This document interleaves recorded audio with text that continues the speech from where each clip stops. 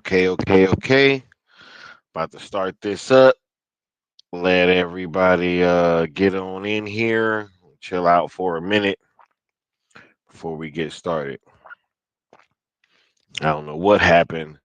I don't know what happened with that first one. I just started it and then it ended all all at the same time. I don't know what happened, but hey, we gonna push on. Just give me one moment. I'm gonna let some more people file in here before I get started. Much love to the Curly Ray, Cool One Only, Antonio Lopez. We got the Good Austin in here filing in. Much love, all y'all. Much love. We're about to get to it. Just give me one moment here and we'll get started with the show. You dig?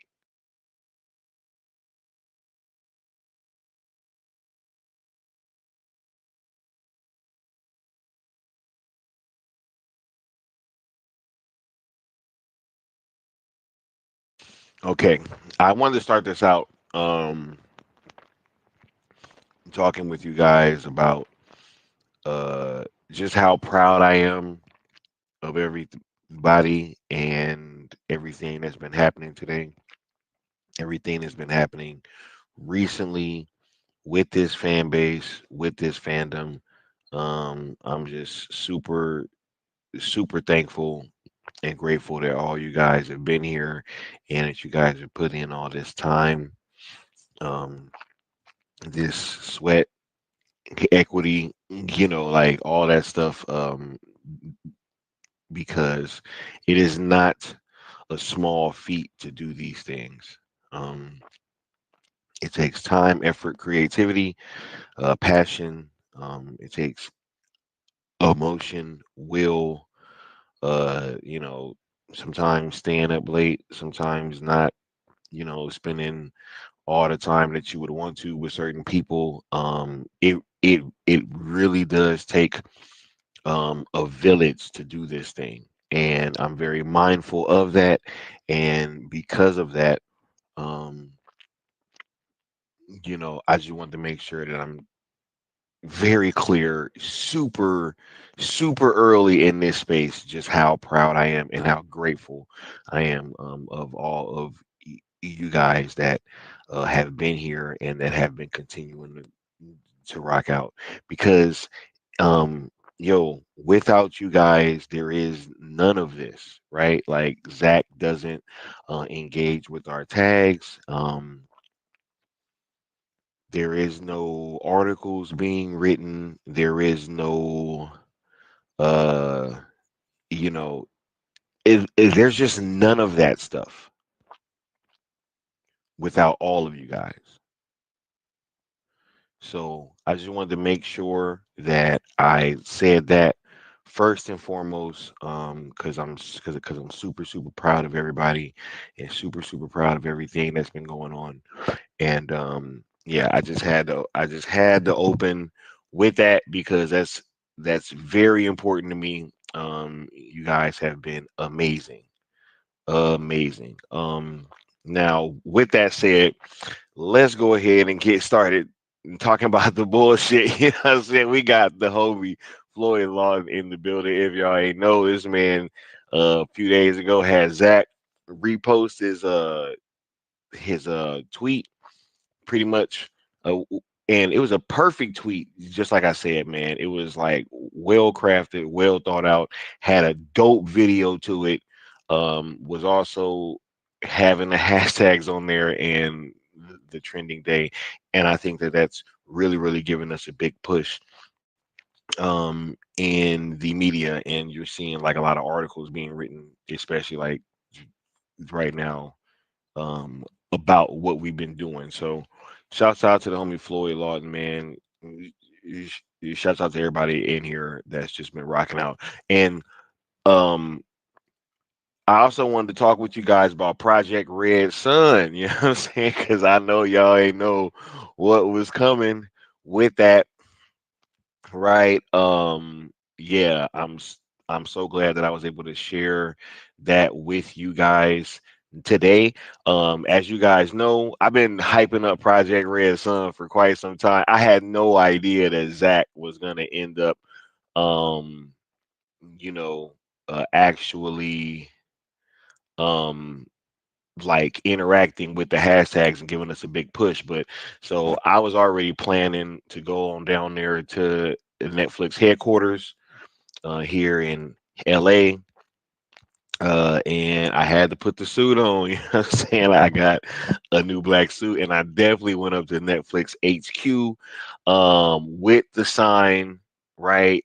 And we definitely were able to make that happen. We got some dope pictures. I was able to hang in the area for a little bit. I'll just say that. I'll just say I was able to hang in the area for a little bit. Right. And no, it was just a super dope process, right? And I'm glad that I could get that done for you guys and to be able to share that with y'all now, because that was like really special. I mean, to be down there after Zach has reposted the hashtags officially, right? And then not only that, but then to have the actual written, like I felt like I was walking down there with the stone tablets, you know what I'm saying? I was like, yo, this is crazy. Like, cause he signed this way back in the day, which was also something that had kind of let us know that we were going in the right direction, right? So um just being able to go down there and get that done with that poster that was hand signed by Zach, that did feel a little bit different. That felt a little bit different, and you know, it was just a dope process, and it'll be able to get that done. So, um, yeah, I just want to thank you guys for rocking out. I know everybody got a chance to see it, and I've been getting some great feedback. So, man, it's always dope. And I've been getting some trolls too, which is always helpful, because that's when you know that shit is getting shared, because you get trolls. You know what I'm saying? You get trolls with people showing up like, oh my god, you know,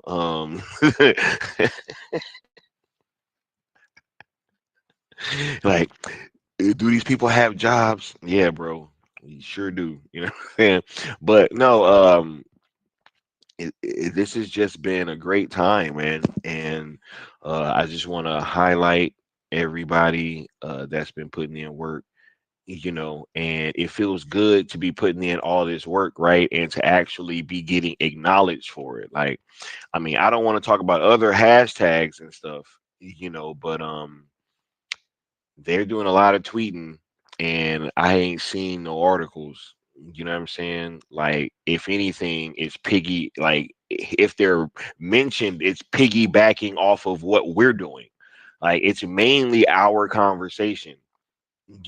I would hate to have my entire fucking community tweeting a dead hashtag, right? Like, I would hate to be up here endorsing people tweeting into the ether, tweeting into the abyss, right? Wasting your time, wasting your effort, wasting your passion,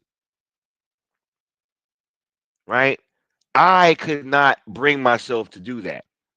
There's no way that I could bring myself to do that. I had a talk with Leon last night, you know, and I brought up something, and he was like, yo, that's a good question. We should actually discuss that. Like, what do we do if that happens? But I brought up, what if Zack Snyder reposted Restore the Snyderverse? Do you think that there would be all this confusion about what's going on and what hashtags people should use and what we should do on a trending day? Right? Imagine that happened. Do you want to know what we do? We said, yo, flat out, we'd incorporate that shit. We just add Netflix. You know what I'm saying?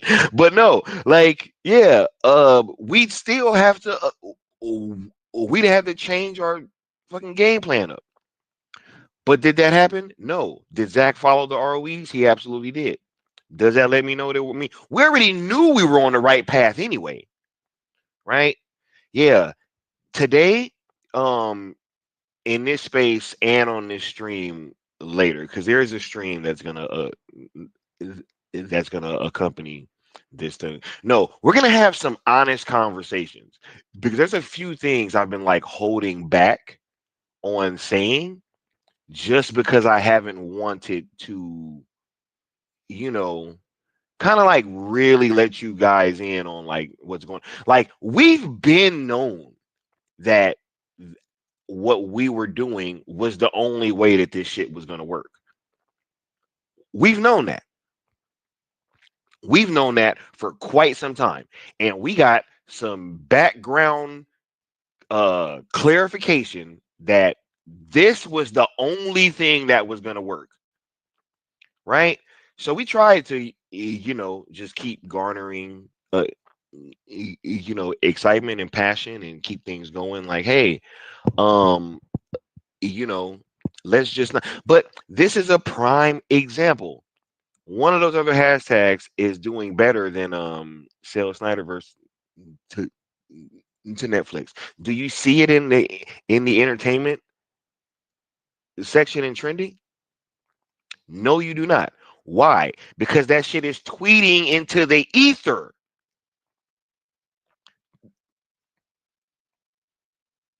Imagine if we were all on one accord,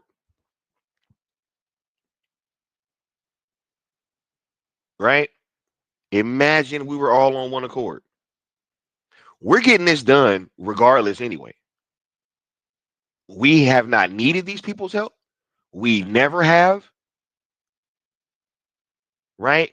You guys have seen it. Y'all have been there since the beginning. Y'all have seen people come and go, right? But the message has never changed. What we've been doing, still doing cartoons and cereal, still doing shirts on Ink to the People. Y'all can head over there right now. Got two fire Project Red Sun shirts. You know what I mean? Because Project Red Sun also had a shirt that accompanied it, right? So yeah, we've been doing the same things this entire time.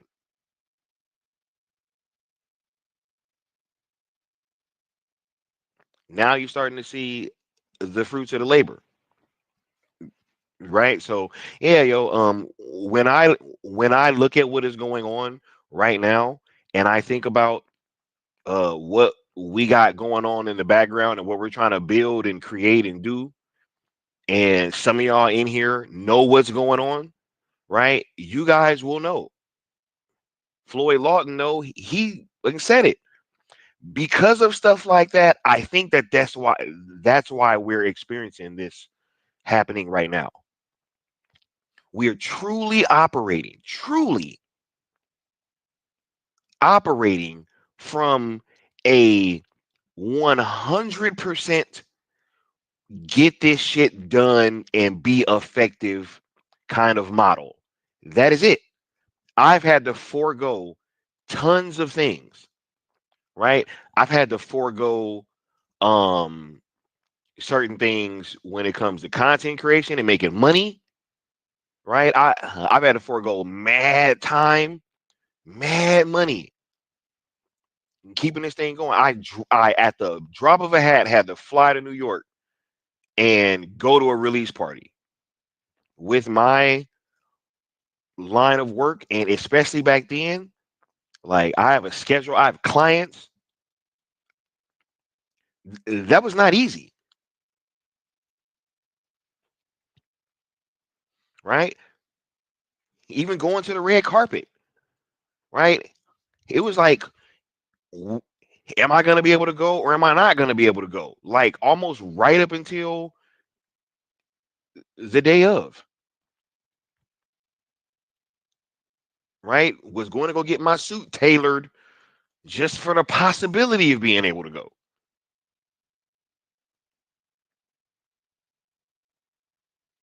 This thing that we're building right now is going to take a massive amount of everything.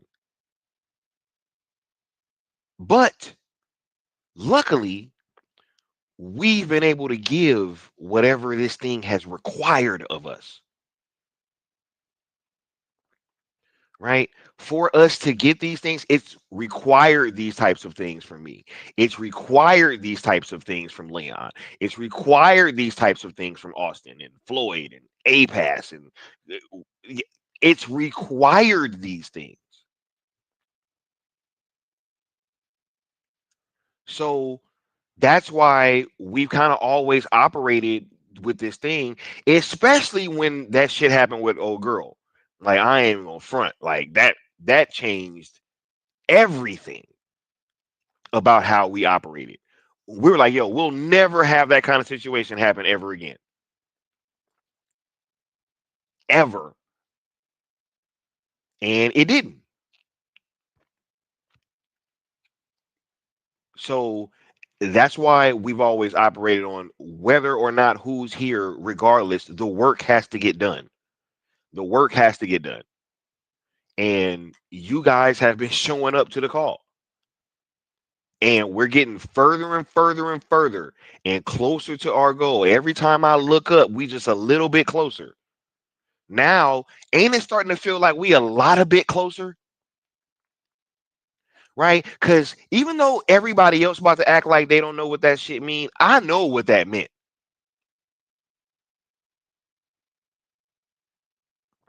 That's why I said earlier, could you imagine a world where he would have came out and reposted restore the Snyderverse and us not incorporate that into what we're doing somehow? That does not make sense. I have dedicated way too much energy into bringing this thing to fruition to try to make myself be the squeaky wheel, saying, yeah, I see he posted that, but you know, I know. And our numbers rising, right? I saw somebody irrelevant that made a comment the other day, because just like always, I get these things sent to me and I see them, right? But somebody was making a comment, oh, yeah, they did. It's like 5,000 tweets. I mean, yeah, I mean, I was a Snyder fan years ago, but yeah, man, James Gunn is where it's at right now. And, I know I'm a stalker and I have a restraining order on me, but I'm still on the internet talking about other people's business, right? But that literally happened. It was just funny that our trending numbers were being mocked when we weren't trying to trend. That was literally just a post from Zach, and it went up. That was organic, bro. Like that was not a focused effort on trying to get something to trend, like at all. And so, but these are the things that they say about you guys. These are the accusations that are levied against us, right? These people were supposed to be fans at one point. As I've stated so many times, the weirdest thing ever to me about what goes on in this little thing, this like little Zack Snyder thing, is it seems to me like if somebody don't like you as a person, they stop liking Zack Snyder's films. It is the weirdest shit ever. I told Leon, bro, we could fall out tomorrow. It could be fuck you, bro, forever. That still don't change how I feel about BVS. What the fuck is like? What is up with this shit? This is the weirdest thing ever. right?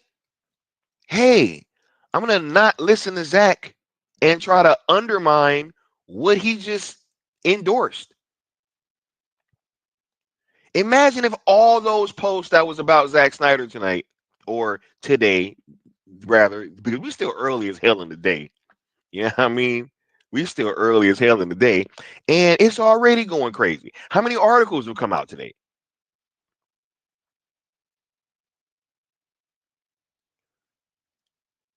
And everybody else is kind of piggybacking off what we're doing.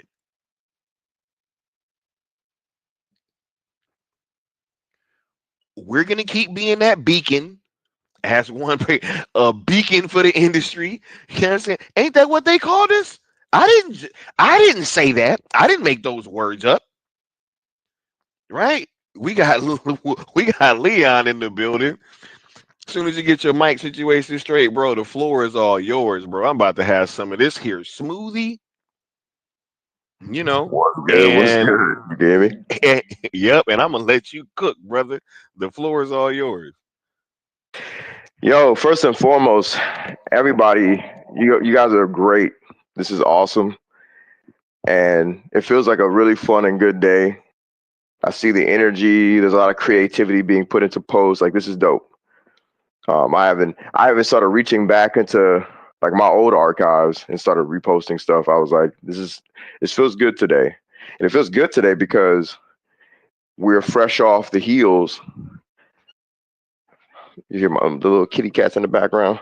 We're fresh behind Zack Snyder reposting hashtag sells ZSJL to Netflix and hashtag sells Snyderverse to Netflix, thanks to Floyd Lawton's dope post, right? Which came behind Zack Snyder reposting and saying cool stuff about an article that discussed his Man of Steel trailer, right?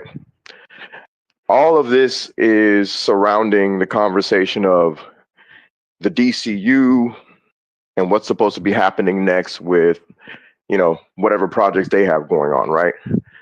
Zach is telling everybody essentially, the way I look at it is that he's telling everybody essentially, like, look, I'm still interested in DC and continuing my saga.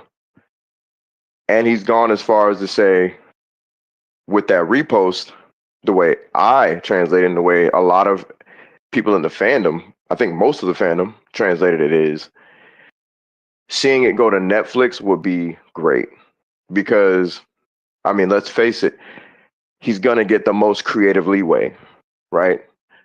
He's going to get all the blockades knocked down, the majority of them, and they're going to let the man cook, right?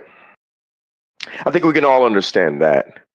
So for me, I'm a little perplexed when I see certain levels of engagement and disengagement. Look, I'm cool with anybody using whatever hashtag they want to use. It really doesn't matter. Like the algorithm looks at it like it's all about sell Snyderverse to Netflix anyway. If you pay attention to the way they gather the trending information, it really doesn't matter. You can use restore. You can use I hate Zack Snyder's guts. The algorithm's gonna put it in the same trending category because the conversation that has taken over the zeitgeist is it's all translating to sell Snyderverse to Netflix. The problem that myself and Sky has is this. Some of these things look very intentional in opposition and to antagonize those that are focused solely on sell Snyderverse to Netflix. That's the problem. It's the seemingly antagonistic nature in which people are operating. I've had people DM me literal tweets that people are saying, F those guys, or F these hashtags, or F this and F that. And that is before we did any streams. We did these streams in response to these things because we saw, I don't even want to say some, we saw a lot. And I got DMs. Some of that stuff is bot stuff. where people are coming and saying dumb shit, and I don't pay attention to that. It's just bot stuff, right? But when I see certain things from accounts that are like, yeah, yeah, we got you guys back, thumbs up, or hey, we don't really rock with you guys, so we're gonna ignore you. When I see things from those accounts that aim towards talking crap, making us look bad, or that selling it to Netflix is a dumb idea, or Zack Snyder basically saying by reposting that he's on board with it, like he's already verbalized in interviews. When I see people acting silly, dumb, and obtuse about it, it just makes me scratch my head, man. And it's strange that myself and Sky, I'm just going to use us as examples, get things thrown at us like, well, you need to stay in your lane and shut the fuck up and just do whatever you do with your movement. It's like, I thought it was for all of us, man. Like, I thought we were all in this, right? I thought the goal was to get the work to Zach, and I thought he was at Netflix. I didn't know this was Blood versus Crips. You know what I'm saying? I thought we were past that once we realized like Warner Brothers doesn't really want to rock with us, and Warner Brothers said, "Nah, I'm not restoring anything for you guys. It's over." We've moved on to James Gunn and his DC universe that's coming out in July. I'm not restoring anything. I thought we were past this whole trying to play semantics and pretend like we don't know what's going on and we don't know what to do next. I thought we knew what to do next, which was sell ZSJL to Netflix, sell Snyderverse to Netflix. When's the last time Zack Snyder talked about restore the Snyderverse? I just want to know. That's kind of a rhetorical question, but ask yourselves that. I was asking, where's the articles at, bro? Because I'm just seeing Netflix stuff in these articles and in these headlines, and it's like, bro, but they're doing numbers apparently. So it's like, where is all that? It's because I don't know if you were here for that part, but I went on a little bit of a rant. I'm like, bro, I would hate to be asking for everybody's passion, emotion, time, effort, and all that stuff just to have them tweeting into the ether, bro.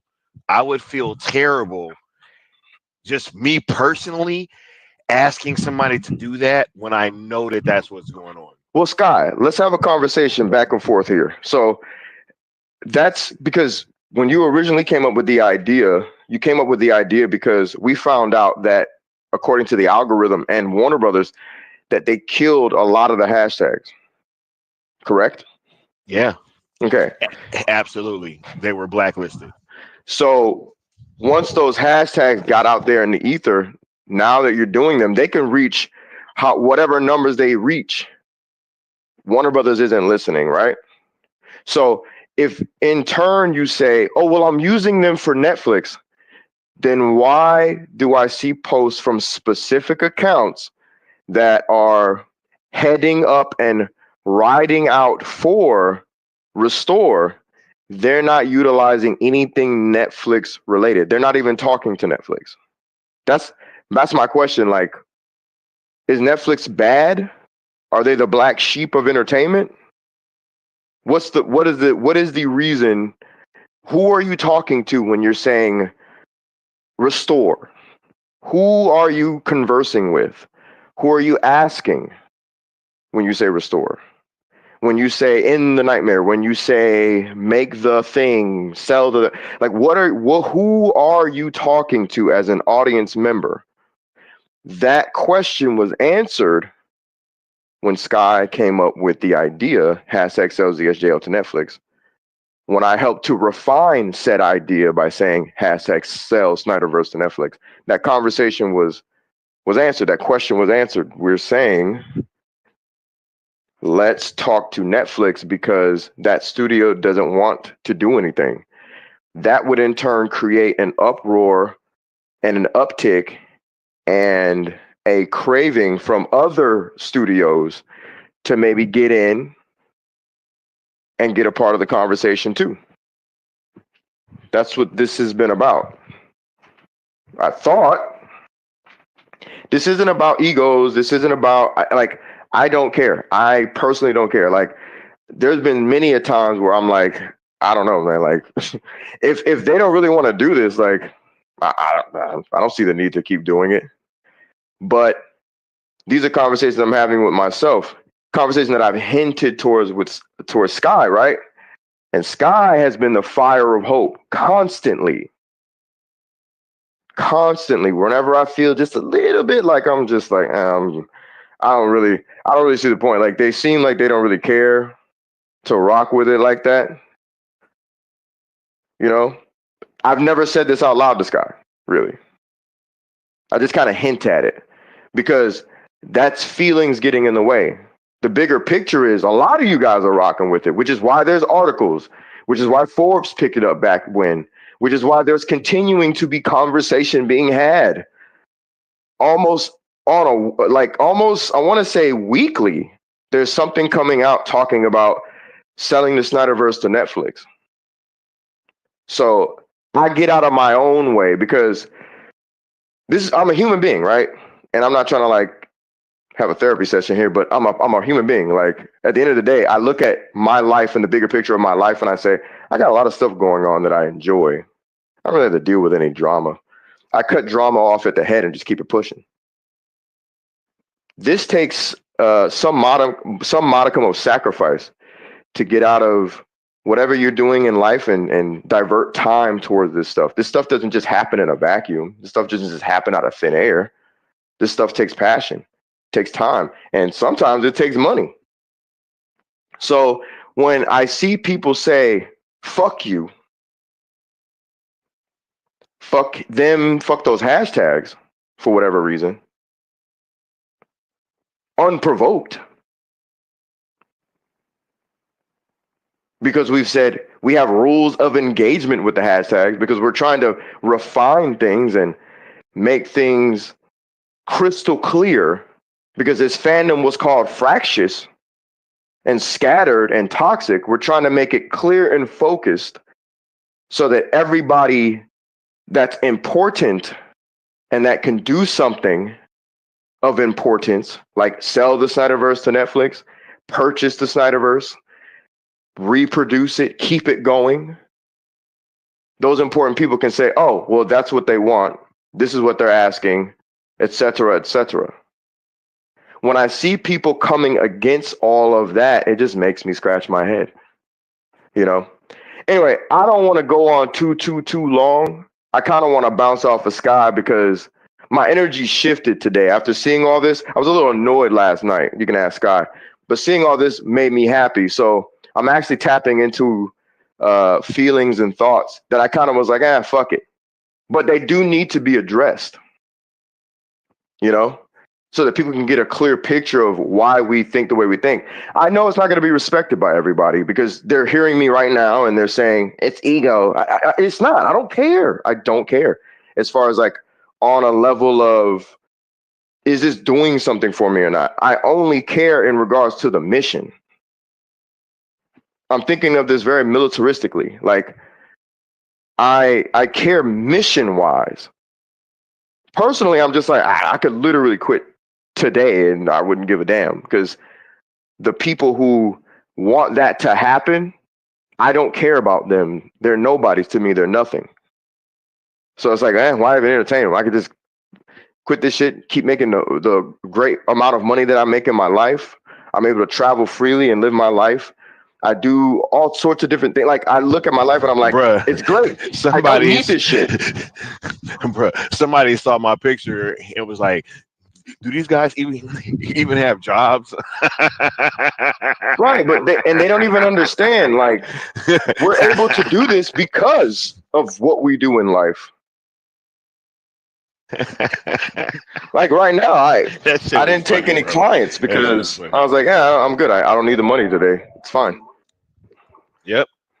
I can still take one later. I was like, hey man, but I was like, yo, hey, you already know. I was like, yo, I can just chill today and not have to worry. You know what I mean? I'm gonna be just fine. Today was important. You know what I mean? Absolutely. But yeah, man, this has been a wonderful morning, dude, and we off to a great start, man. You know what I'm saying? It's gonna keep going. We're gonna have some streams and stuff later. Let me get South Cali up here. He's been waiting for a while. Hear his thoughts real quick. What's going on, South Cali? But no, while you hadn't vocalized that with me, Leon, I've already known that that's been the case. It's been pretty obvious. You know what I'm Yeah, man. saying? And It's been pretty obvious, dog. I just don't think people, they think that like it's, I don't know what they think, to be honest, completely. I know I have an idea, but it's almost like we're loser robots who just wake up out of bed programmed to, sell Snyderverse on Netflix, sell Z, and it's like, nah, man, we're people who care about this thing being done. And when we see Zach give us a leg up and a boost, that's dope. He's literally telling us, hey, man, don't give up, guys. I see you and I see what you guys are doing. Keep fighting the good fight, et cetera, et cetera. And then when I see people act obtuse or in actual opposition, that shit pisses me off. So I'm just like, like Zach, this is the fans you have, Zach. These are your fans. Take the bad with the good, like I said earlier in a post. These are your fans, man. We got South Cali guy. What's going on, bro? How you feeling, man? How's it going? You guys hear me all right? Am I coming in okay? Yep, we can hear you, bro. Sure. No, I just I haven't really spoken much about say this Zach reposted Floyd's tweet. So I mean, when I first saw that, I immediately I read the tweet and I was like, did he tag Zach? And my first initial reaction was, I'm looking at it like, no, Zach, for whatever reason, either it popped up on his feed or whatever. But I'm sure he gets multiple, like constantly, like 24/7, getting posts Wait, of hold, release or hold on, real quick, South Cali. Wasn't that Darshan trying to crash out on you? Talking about, wait, he did tag Zach, and then he was like, wait, no, he didn't.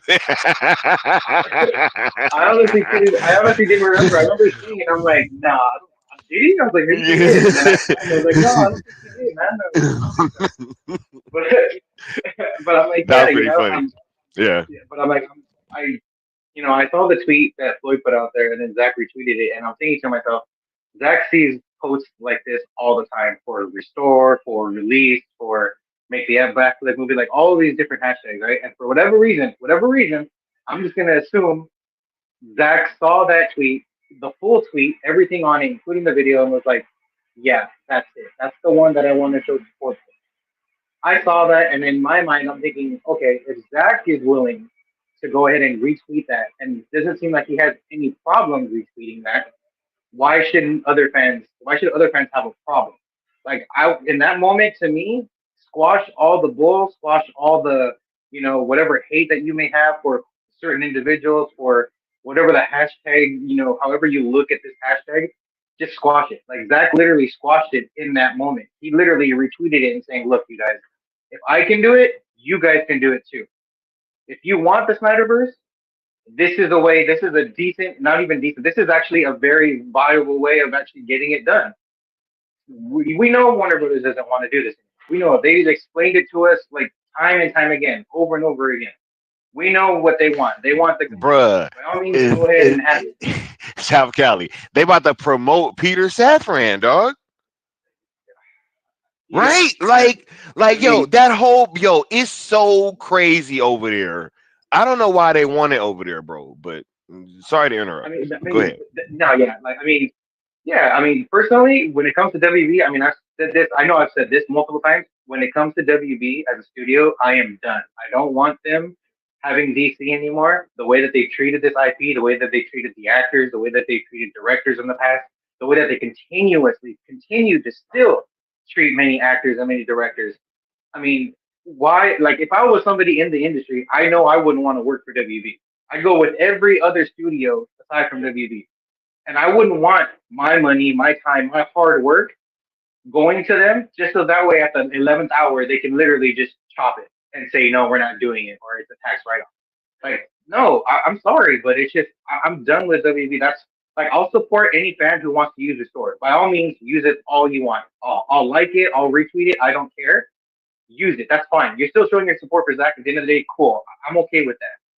But at the end of the day, to me, I don't use Restore just because I know that's like I'm asking WB to do something because I know that's where this hashtag is mainly focused towards. It's towards WB saying, "Hey, restore it," and I'm just like, I'm done with WB. I don't want to take my engagement and my attention to them anymore, other than when I'm making fun of them, but it's at their own expense because they caused it themselves. So I'm just pile on like everybody else does. But when it comes to Zach, if he comes out and he says restore the Snyderverse, fuck it. Like cool, I'll put it out there too. But that's because Zach was the one who definitively put it. So far, the only thing I know that he's put out there is he's retweeted Floyd's, he's retweeted his tweet, and it says South Snyderverse on Netflix, South ZACK on Netflix. Bro, I gotta jump in here real quick. Right there for me. I gotta jump in here real quick. I gotta jump in here real quick because there's still a bit of hesitation, right?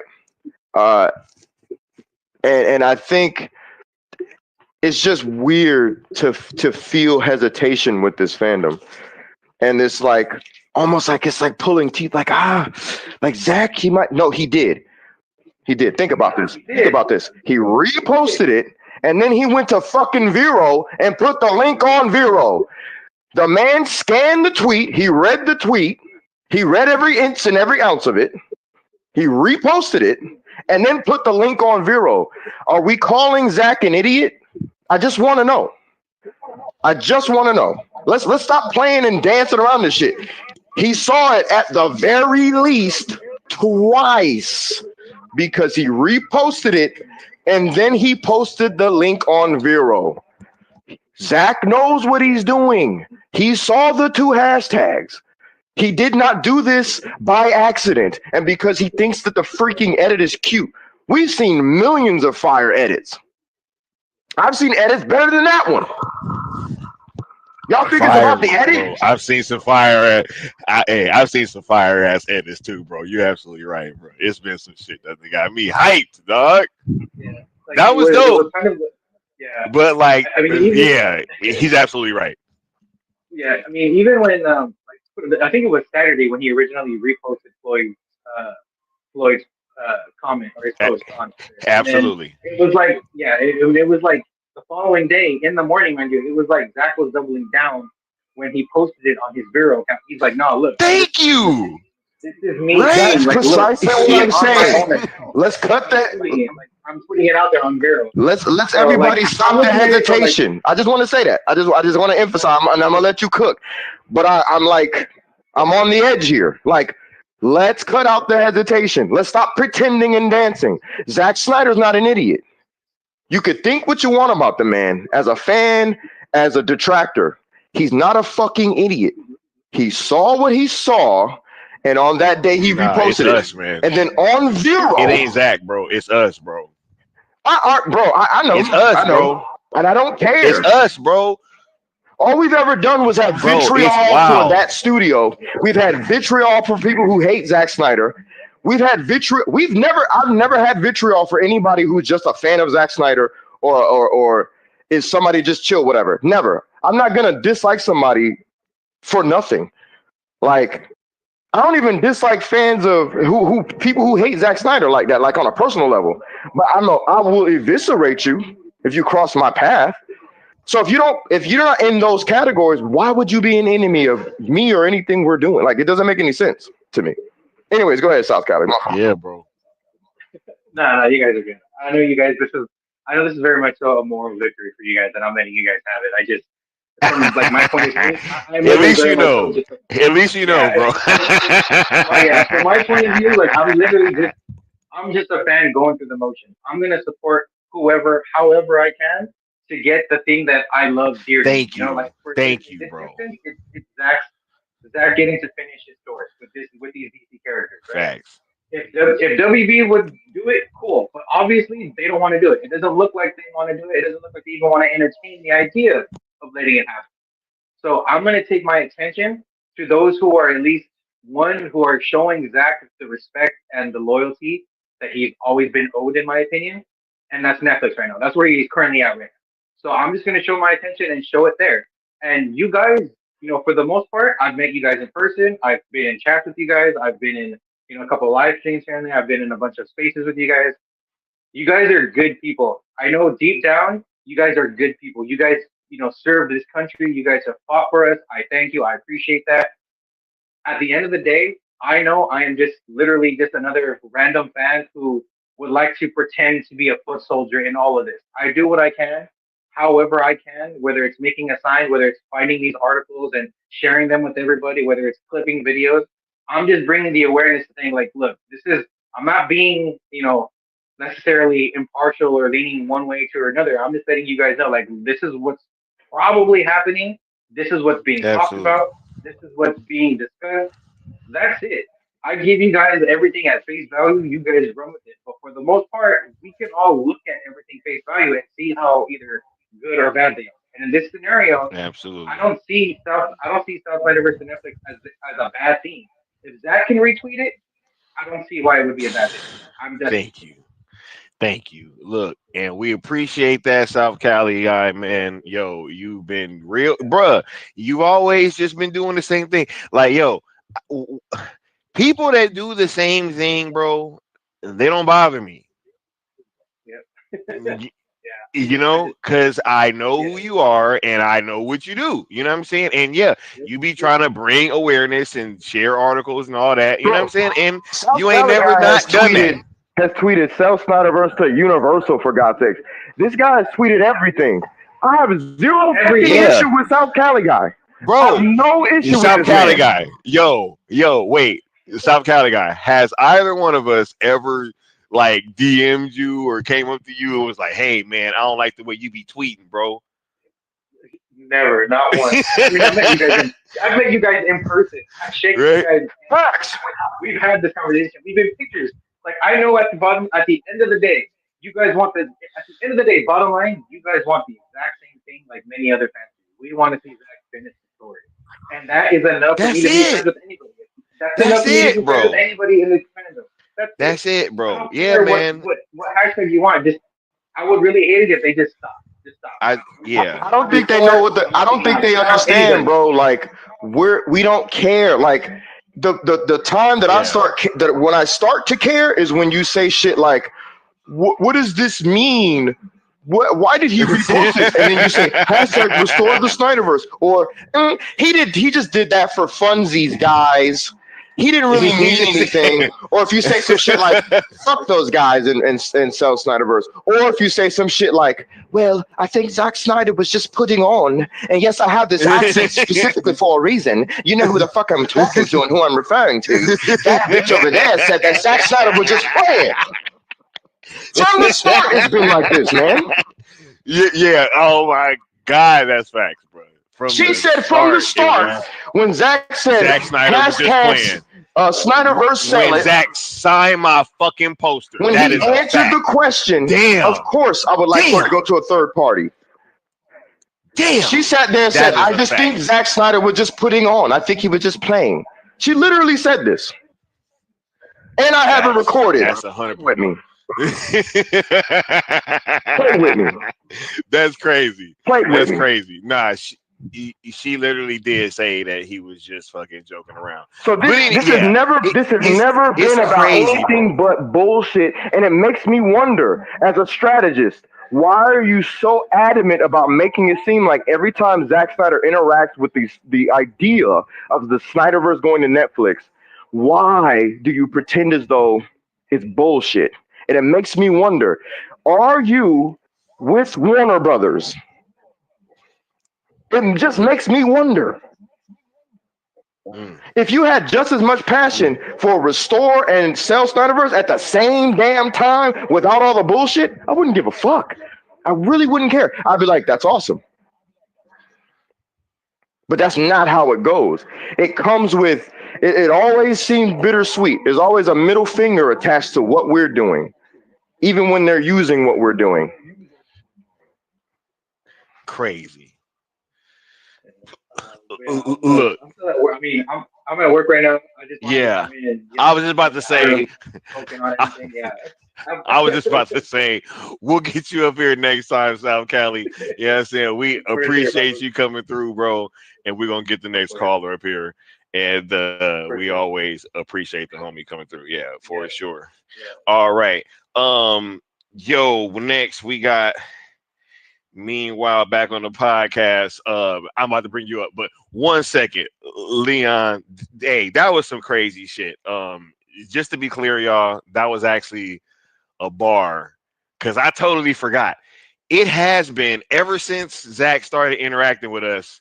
It's been like this. Oh, he doesn't really mean it type thing, and that does seem kind of like it. Just seems rather weird because that seems to go beyond a fandom thing, right? Like that Right. seems to be much more nefarious, in my opinion, right? Like, why is it that every single and if you think about it, that's when everything kind of split was when he signed my poster. That was literally the split moment. That was the Yeah, split everybody was moment. perfectly fine Everybody was playing perfectly their fine. positions and playing their roles until we made it to full circle. Asked the man several times consecutively. He wrote things that signified that acknowledged us, and he verbalized things that acknowledged us. He pulled Sky to the side himself and had a conversation with Sky himself alone, talking Yeah. about everything. And there's pictures of And that then after conversation. all of that, Man came right in front of me. It was crazy. facts. I was like, wait, After is all this of Zach that, right in fucking front of and after all of that, me?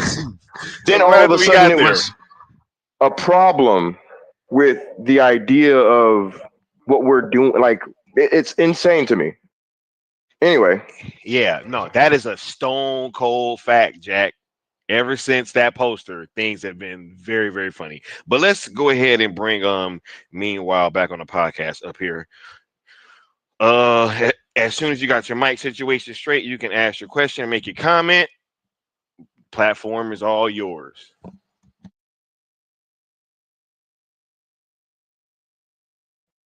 Mic's on. Okay, there we go. What's up, fellas? How are you? Yo, good. yo, How about yourself? yo. What's going on? What's Not going doing on? too bad.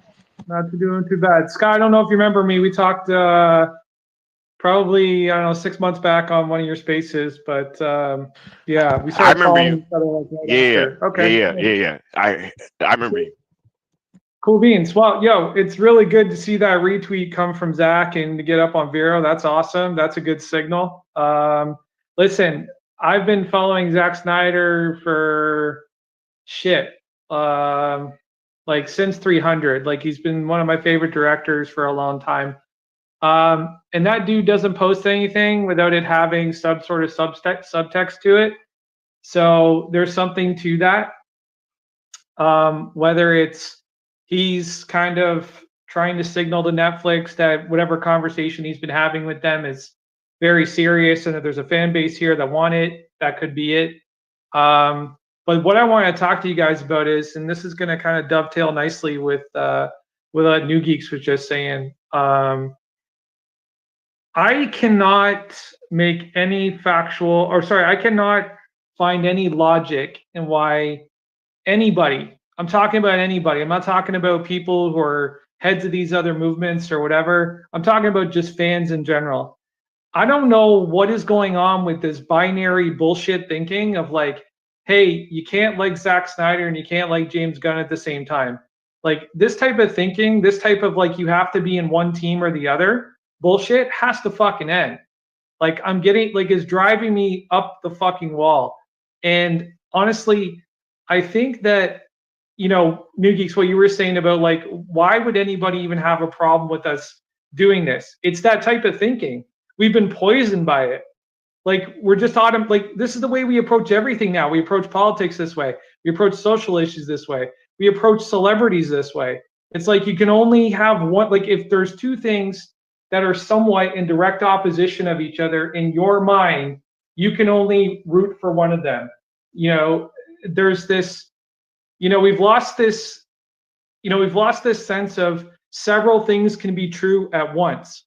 Like, we used to live in a world where that was something that we would all subscribe to, that there can be a number of different truths in any given scenario.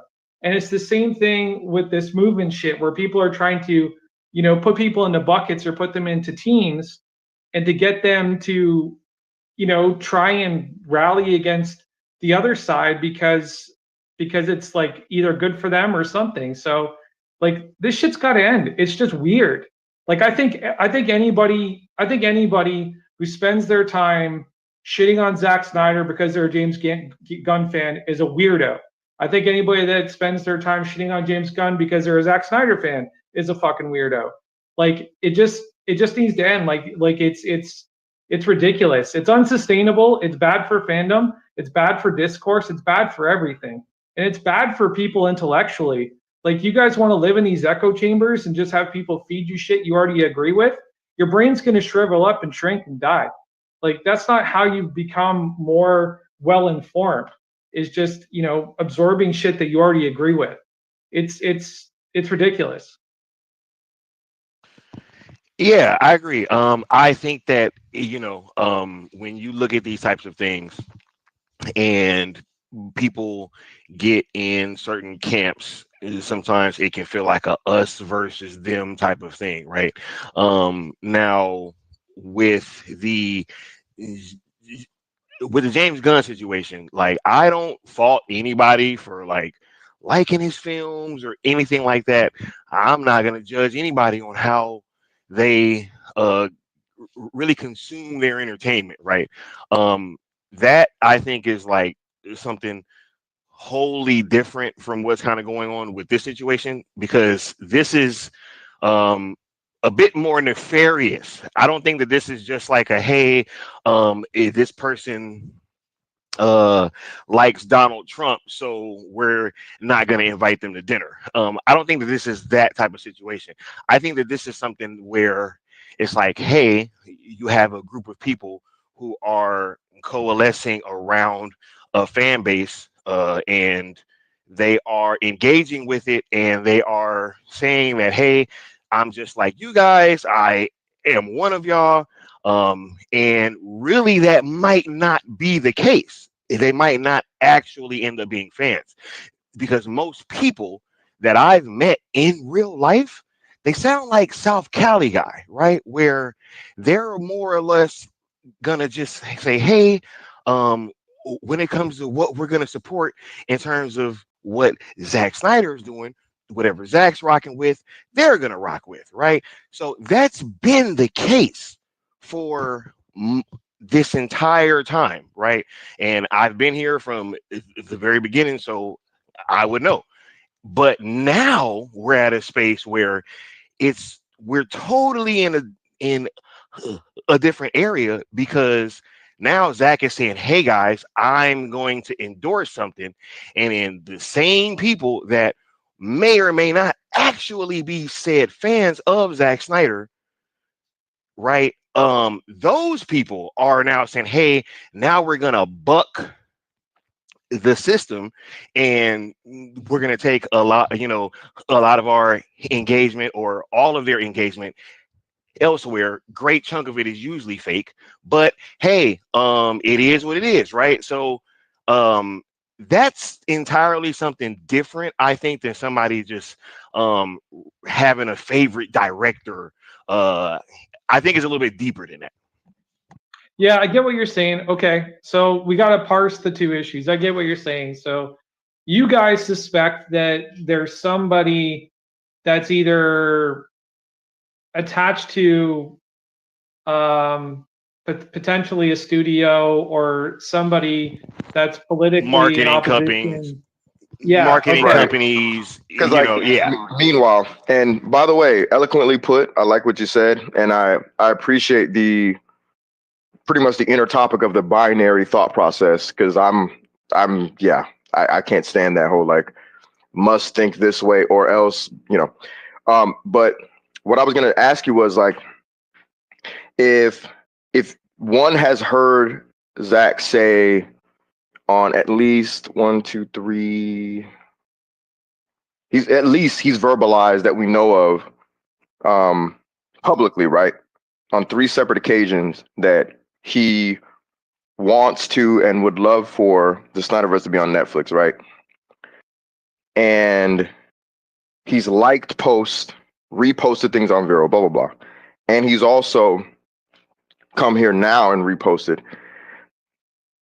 Why would one fight against that at all if you are like a fan of his and you've constantly said via your track record, hey, I want Zack to continue the DCEU? Why would one come against that if it's not some studio mandated sort of, you know what I mean?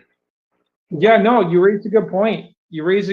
But like I said, several things can be true at once. So let's kind of unpack a couple of ideas here, okay? So, and you know what's funny, guys? I've been in PR for 15 years. So, like, I know the behind the scenes of all this bullshit. I can tell. Yeah. So I was about to say the same thing. I could tell. Yeah. So I know how it works. So let's look at the first scenario. So let's say it is a PR company that has some sort of mandate to provide opposition to what you guys are trying to do.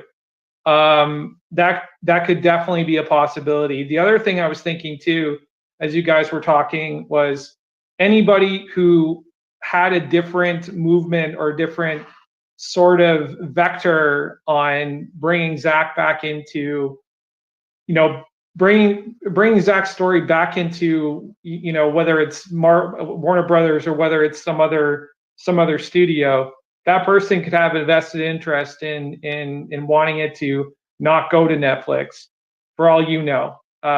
There could be like some sort of side deal or something that this person has carved out in the future, right? That's also something that could be happening. And funny enough, I evolved from PR and I now run my own production studio for podcasting and feature films and stuff now too. So congratulations. I kind of got my foot in both. Yeah, thanks, man. Thanks. Congrats. So I kind of got my foot in, yeah, thank you. I got my foot kind of in both worlds. So I could see how that could also be possible. But we should be paying attention to what Zack is saying, because if I was Zack and I had this great deal with Netflix, I would want to be showing them good faith by letting them know consistently, like, hey, if this is going to happen, I want you guys to have this, because it earns him credibility, further credibility with the studio, and it also increases his equity with the studio as well. The more that Deborah and Zack can do with Netflix, the bigger part of the studio they become, right? And I'm sure maybe even Zack has his own designs on doing bigger things. Like, he's talking to that guy in the Middle East about that MMA film. Like, he wants to do an MMA film. Absolutely. Right? That's pretty cool. Pretty cool. So I'm sure Zack has already put a treatment on their desk as well and said, hey, here's the MMA film. Like, can we work on this together? Like, that's always going to be a director or a writer's first course of action, because trying to go outside of your ecosystem to try and get something made is like, yeah, dude, it's almost impossible. Like, you want to play with the people that you've already been playing with. Like, even look back at James Gunn. James Gunn is probably, and he's a very insular guy. He keeps everybody very close to him, and he consistently uses them over and over and over again for every project, right? Like, if you look at the way he casts movies, like, he doesn't really change up a lot. He's also very somewhat formulaic in his approaches, kind of with everything, kind of with writing, kind of with production, kind of with cinematography. So, I'm speaking as somebody who's been behind the camera, and we like familiarity. Like, we do not want to fuck that up. So if Zack has a good thing with Netflix, the reason he's talking about it is because he's already had these conversations with them, and he's just trying to show them, hey, look, this thing is consistently building steam. The fans want this, right? Absolutely. So there's a lot of value in what's happening with that. Right. And let me add this, right? We've even known, because I'm not sure if you have ever heard this, but we got wind very early in our campaign through us doing Into the People shirts that hey, it would be appreciated if we could just take the Netflix part off because they didn't want to really just hop on it that early and be a part of it back then, and just kind of keeping that conversation open. So we got that from Zach's team. So this was the first time that he's done something of this magnitude on Oh, Twitter, cool. obviously. Okay. So and even when I asked him at Full Circle, it was more of like an open-ended question about who it could possibly be. When I asked him to sign my hashtags, right, on the poster, he wrote hashtag Snyderverse and under that put sell it, right? Pretty much giving me what I asked for, but not, putting the Netflix on there. So there's been these things where he's been presented an opportunity for us to go ahead with having Netflix and his name be attached to it. And he has not done that until now. See, So meanwhile, just to hop in real quick, we knew early on creating this idea that utilizing the absolutely. word Netflix was going to cause not necessarily a problem, but it would be sort of a canary in the coal mine, as Skywalker likes to say, where we can kind of see little by little where we're potentially getting closer and closer to the thing that we want. Because we know saying Netflix is very specific. It's a lot different from saying, sell Snyderverse blank, sell Snyderverse, and then Zach can hashtag, he can retweet, whatever, but it's kind of meaningless. It's like, okay, cool. He wants to who? If we're saying Netflix, and now we see different actors, different producers, like Scott Stuber when he spoke about our fandom specifically, right? Now we see Zach specifically reposting. It rings it makes the bell ring louder, like, okay guys, we're probably getting closer to something is happening, there's conversations being had, because Netflix was like I see you guys, but let me not put my stamp on it because it has Netflix's name on it. I don't want to seem like I'm interfering with any sort of conversations. I don't want to raise any red flags. Now I can do so. I can acknowledge the name Netflix. I can acknowledge this conversation now. Like Yeah. Well, the other mhm. the other the other plus in that is you're signaling to Zach and to the studio that you guys are totally on board 100% with Zach working with Netflix now. And everything that we've gotten thus far through Zach's work with Netflix has been pretty awesome, if I'm being honest. I love the Rebel yeah, Moon, all man. the director's cuts. It was Yeah, great. man. I loved Twilight of the Gods. That was fantastic. Um, just a lot of good stuff. I'm not a big zombie film guy, so Army of the Dead wasn't like really my Same thing, here. but I I enjoyed enjoyed it. it, but Yeah, same here. I'm not a big zombie yeah, guy either. yeah. Like I like the human story and the zombie stuff. Like I like The Walking Dead, but when it comes to like a film, there's got to be something more than just the objective, and like there's got to be something really visceral and emotional in that experience, like trying like for self-preservation to get me interested, and I just didn't find that in Army of the Dead. So it is what it is.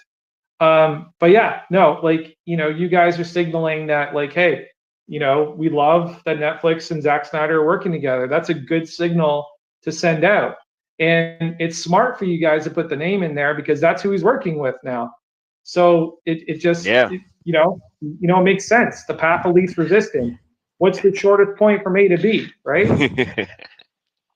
Man, Absolutely. so ladies and gentlemen, meanwhile, like he gets it. This is a man who has worked behind the scenes, PR, behind the camera.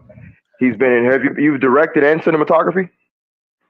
No, just a lot of film, just a lot of camera work, but I'm mostly focusing on producing and writing right now. I'm actually working on a couple of projects that are super freaking exciting. I'm I'm working on a YouTube channel that I think the fandom is really going to embrace really quickly once we get it up and out there. I can't go into too much detail because I've signed a bunch of NDAs, but it's pretty exciting. I'm pretty stoked for it. I'm going to get to sort of play or pay homage to a couple of Zack's films. So it's going to be really cool. So. Well, definitely let us know if you need any help or if you need any promotion. Gladly, we gladly do it. I will for sure. But I'll be reaching out to you soon. You know what I'm saying? Cool. Yeah, but going back to what you guys are saying about the motivations of the people that are sort of just presenting a resistance to what you guys are trying to do. It may be a good idea to try and follow the money if there's any money there at all, just to try and figure out like what's motivating. Sky, how many times have I said that phrase? Follow the money. That's funny. Yeah. Follow the money. Money tells everything, dude. The money tells everything. Yeah. Yeah. Oh no, there is just think about this, right? Because the way that Netflix goes about their, I just saw something earlier. It was an article saying about how Netflix should start doing like big theatrical runs for their films and stuff like that. And I don't think people get their like monetary structure, right? Like they judge their things off of engagement. Like it's an entirely different way of judging these things. And for Zack to do something like Rebel Moon, which was get 4 films worth of content out of a budget for 1 film, right? And to be able to get as much engagement as he was able to garner with like no real stars in the cast, right? If you pair that with him doing a sequel to Zack Snyder's Justice League after you put the first one on your platform and it can actually like be released worldwide in a proper manner where everybody will be able to get a much better opportunity and like really see it, like this thing could be massive, yo. So I think that there is huge potential there, and they're probably going to do a few IMAX screenings at least. So and I know that for a fact. So yeah, man, this thing's going to be amazing. Like they've been pushing the boundary in terms of things that they've been acquiring. They're getting all into live sports now, live events, all types of things. So I honestly see this as like a no-brainer. It's a win-win-win for everybody. Netflix wins, WBD wins, and the fans win. So hey. Yeah, no, I agree. And I was thinking another thing you guys might want to follow is if there's any connections to anybody that was bad-mouthing the Snyder Cut once it dropped, like just sort of bad faith maligning, like nonsensical bullshit. Like the type of people are like, oh, it's no different than the original. Yeah, well, it kind of is. There's an entire storyline for Cyborg. There's an entire storyline for Flash. There's like, it's a whole different fucking movie if you really pay attention. Yeah. So there was a lot of resistance to acknowledging that it was an improvement, that it was its own movie. There was just a lot of resistance to that. So you guys may want to follow that thread as well. Oh no, we have, right? But now we're at the thread where you got people that was saying that it's dope that seem like they don't want this to happen, which is just super weird. It's like we're into some whole other territory now. Like we're into some whole other thing, right? And it's like, yo, you guys were all on board with everything Zack until now, right? Yeah. Until this Netflix thing came up weirdly. Like all of a sudden, this Netflix thing comes up, right? And then some people, hey, they were even supporting the Netflix thing. But then just after we really was steadfast and said, hey, we're going to keep WBD out of this conversation, and we're not going to use that other hashtag or any other hashtags. That was a whole other separation, and then those people started to break off and start trying to kill what we're doing. And it's like, okay, but I thought we were fans. So if you're trying to kill off what we're doing, and this is what I have been saying is the last viable option, right? Was this thing getting sold off? Even if it wasn't to Netflix, we just wanted to open up that conversation. So once it got sold, I mean, once it got opened up, this was the last viable option. So it's like, are we trying to kill the last viable option for Zach being able to do DC? Like, that's weird to me, right? It is weird. Yeah, 100% yeah, weird, dude. yeah. Yeah. So The like I said, we first started talking. The only other thing I can come back to is tribalism. Like human beings can be really, really weird and do nonsensical things for the silliest and stupidest of reasons. And that also may be what's kind of driving that. They're like, oh, this guy's trying to, steal my thunder of what I've been a part of for X amount of years and trying to divert attention away, which is not necessarily the case. Like, I just don't know why it can't be a collective thing, like I was saying before. But there's a lot of people that just can't see the forest for the trees. Oh yeah. And they're like, they only see the surface, and they're like, oh, yeah. Well, this is a threat to what I'm trying to do. Yeah. So I need to get all fucking defensive and come at them. We were, mano a mano. Absolutely. We were all on board with all of these things until Henry Cavill got fired. And WBD said, hey, if that's when this happened, like, that is why this thing exists. 100%. This was born of that moment. It's interesting too, Sky, because they all kind of pretend to forget that. Like Sky and myself weren't the ones who like came up with hashtag sell to Netflix because just because we were bored. We were responding to the fan outcry of being upset. Yeah. But for some reason, it's like, now it's like that idea is bad because whatever, tribalism, etc. But it's like, we didn't cause the problem to begin with. We just had we just gave another more viable, more effective resolution to the problem is what we did. Like, that's pretty much it. Yeah, no, I completely agree with you guys. And that day where we found out that the whole Cavill thing was just a smoke show, I'm sorry, but that was just piss poor management and internal communication by WB and DC. And they should have owned it. They should have released a public statement apologizing to the fans. That was so fucked up. That is beyond fucked up. I know you just gave a summary, but can you kind of break that down briefly from a PR perspective, how you looked at it, like your thoughts, like, wow, because I know for you look at it a lot differently than the average, you know what I mean? What were your thoughts? Sure. So, The Rock has his agent who he shares with Cavill, so they clearly cut the deal together, and it's his film. He's been on it for 10 years. So I think he just sort of was like, hey, I've been doing this for 10 years. It's, it's kind of my call. I'm going to do this. Maybe potentially he didn't even bother telling the studio that was going to be the end credit scene and just kind of muscled it through. He does have that kind of power. He can do those kind of things. And then, potentially WB was just reacting because they didn't have a new contract with Henry Cavill. If you don't have a contract with the guy, there could be quite a lot of fallout from that.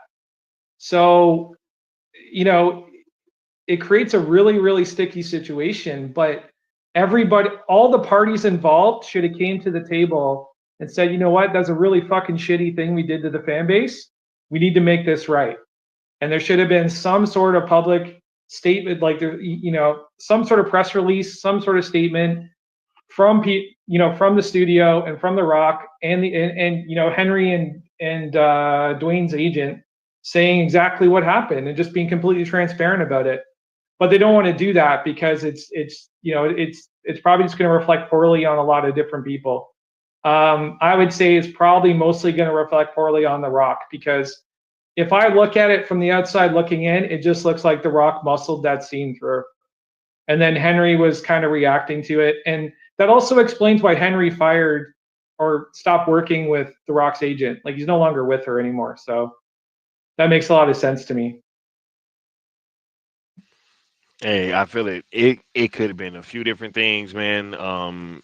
We we do need that information though on what happened. You know what I'm saying? I think that Oh, would be dope. absolutely. Cause Oh, absolutely. cause yeah. But But yeah, but the but fact that I you don't didn't know. have a contract with them. Sorry, go ahead. Yeah. My only pushback to that would be um if you look at that time overall, there seemed to be a push to kind of connect things with the Snyderverse, just overall, even outside of just the Black Adam movie, right? Oh, I completely agree. I Like they completely brought agree. Ben Affleck back and started using him in Aquaman Yep. 2 and Yep. the Flash, and they started Yep. having that connective tissue that they were adding. Yep. But then it just seems that somewhere along the line, I think it was something where they chose another co-head for DC Studios that came through and said, "Yo, we're gonna pump the brakes on all this shit, and all of it's getting changed." I think that's Yeah. what Like, happened. listen, I'm not going to discount that James Gunn didn't play a role in the aftermath and the reaction to it. I'm sure he was pissed off, like just fucking probably head over, you know what I mean? Like just freaking the fuck out about it. Cause I would be if I was the head of the studio and somebody sent me the final cut of the movie and Henry Cavill's in the end credit scene in a Superman outfit and nobody told me, I'd be like, what the fuck, I guys? mean, I mean, Like, no, this is like insane. no, like he was announced, wasn't it? Like after Black Adam came out, if I'm not mistaken. Yeah. He was announced afterwards. Yeah, So all Henry. this stuff. Yeah, but Henry announced it himself on his Instagram. No. I mean, the movie came out, Right. right? W- Before James Gunn was announced as DC Studios head. Right. So, right. But what I'm saying is, I'm sure at some point in the lead up to that, they were already in talks about what they were going to do.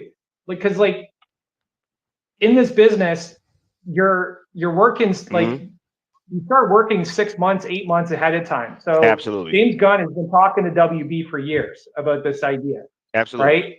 Like, yeah. So that's what I'm trying to say is that he wasn't involved in the process, and I just get the feeling that his reaction was probably not the best. But going back to what you were saying about because Man of the Steel 2 ZACK was Snyder, already in development as well. And that's why I just have a hard time believing that The Rock kind of muscled this through, because there was a Man of Steel 2 in development as well.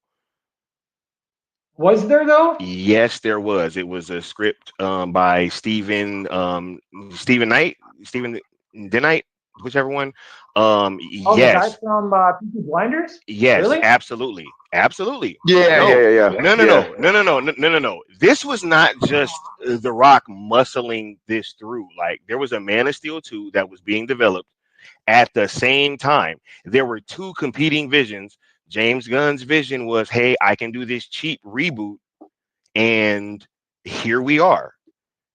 Like, here we are. Like, so he was chosen afterwards, after Black Adam had already came out, and that's why he never acknowledged that movie, even when he hey, he was talking about, hey, the Flash and Aquaman and everything down the line. Black Adam was in theaters and he didn't say anything, right? So I think that this was more or less him coming in and saying, hey, no, all that stuff that you were doing, right, putting Ben Affleck in these movies and trying to connect them to the Snyderverse, all that's dead. We're gonna reboot everything. We're having a new Superman, and I think that's the reality that we're living in right now. Right. Okay. No, you make a fair point, but I think we need to zoom out a bit and just take a look at the politics and the management history of WB and DC. It's a shit show. It's been nothing Absolutely. but a shit show since day Multiple one, right? regimes. Multiple Yeah, regimes. multiple regimes. We're well aware. People sort of talking past each other and doing whatever they want to do. You know, and okay, so let's say everything was kosher up until the point where Henry puts up that post and announces he's coming back, right? For James Gunn to sit back, and even The Rock to sit back and allow Henry to post that, knowing that there was going to be no future to it, that just makes it 10 times He more also went fucked up. on the Josh Horowitz.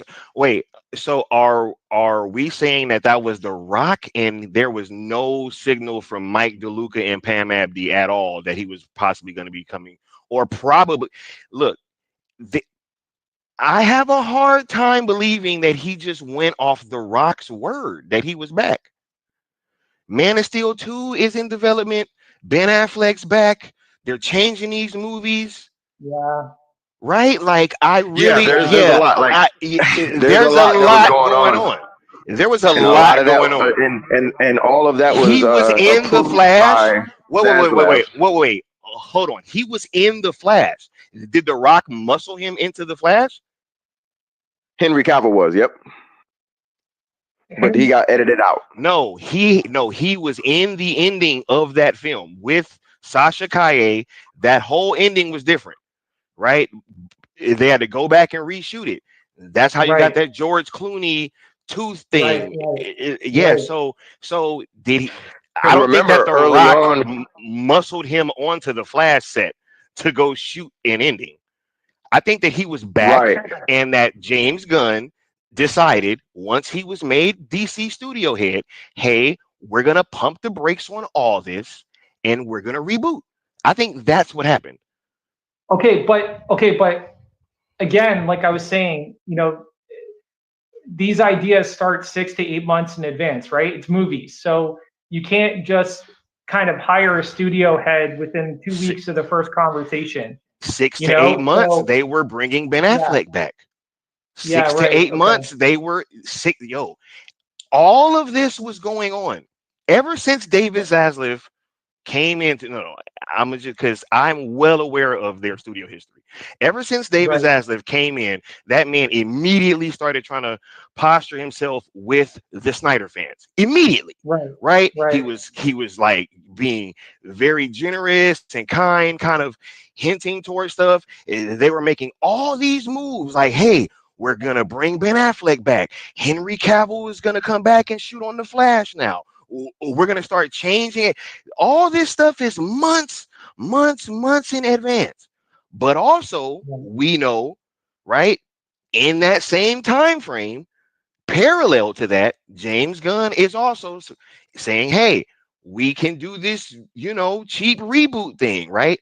And hey, matter of fact, now that I think about it, the first fracture in this fandom actually came with Black Adam. Now that I think about it, because when we was trying to tell people to go see when we were trying to go tell people to go see Black Adam, you had Snyder fans who had up until this point been lockstep. Everything Zack say, hey, Zack got on fucking camera and said, hey, Henry, you're my Superman past, present, and future. God damn it. Yeah. Right? Yeah. But it was an issue from these from these same people that I'm talking about. Right. So that is my question. Does that sound like a regular fan? Yeah, I remember the pushback on that too, because we posted about it as well. We were like, go see Black Adam, Yes, support Henry, most of those people were not fans. Yeah. They're the same people that are anti-Netflix right now. Yeah, I remember that. That's why this is so crazy. Because we were lockstep, and then Black Adam, and I see, because you got the right one. Meanwhile, I was literally on camera. I said this before anybody said it. I said, hey, does anybody think it's a good idea if Zack Snyder's Superman is in a movie and it fucking flops? Nobody could answer that question.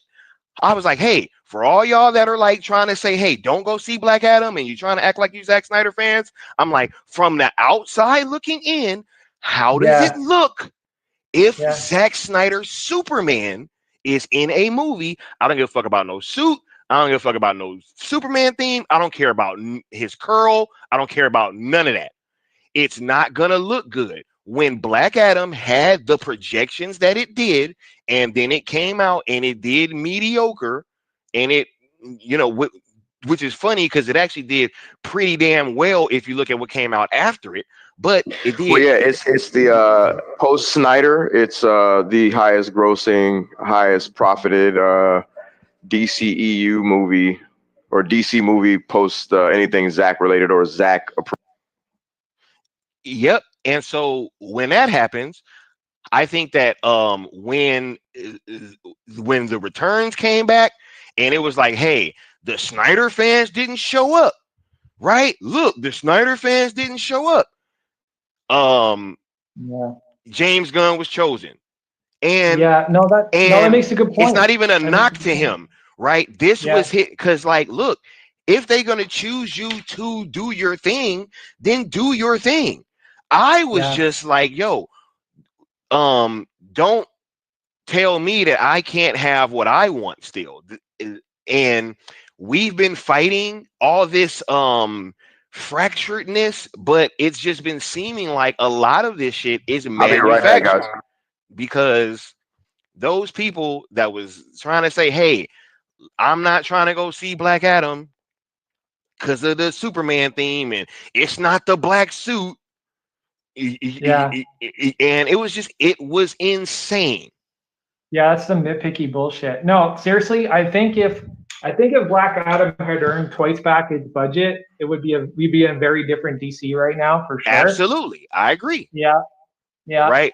I, But I keep in just don't mind think it was too. smart to hinge the Snyderverse off of a Henry Cavill post credit scene that most people didn't even, I mean, that you couldn't even put in the marketing.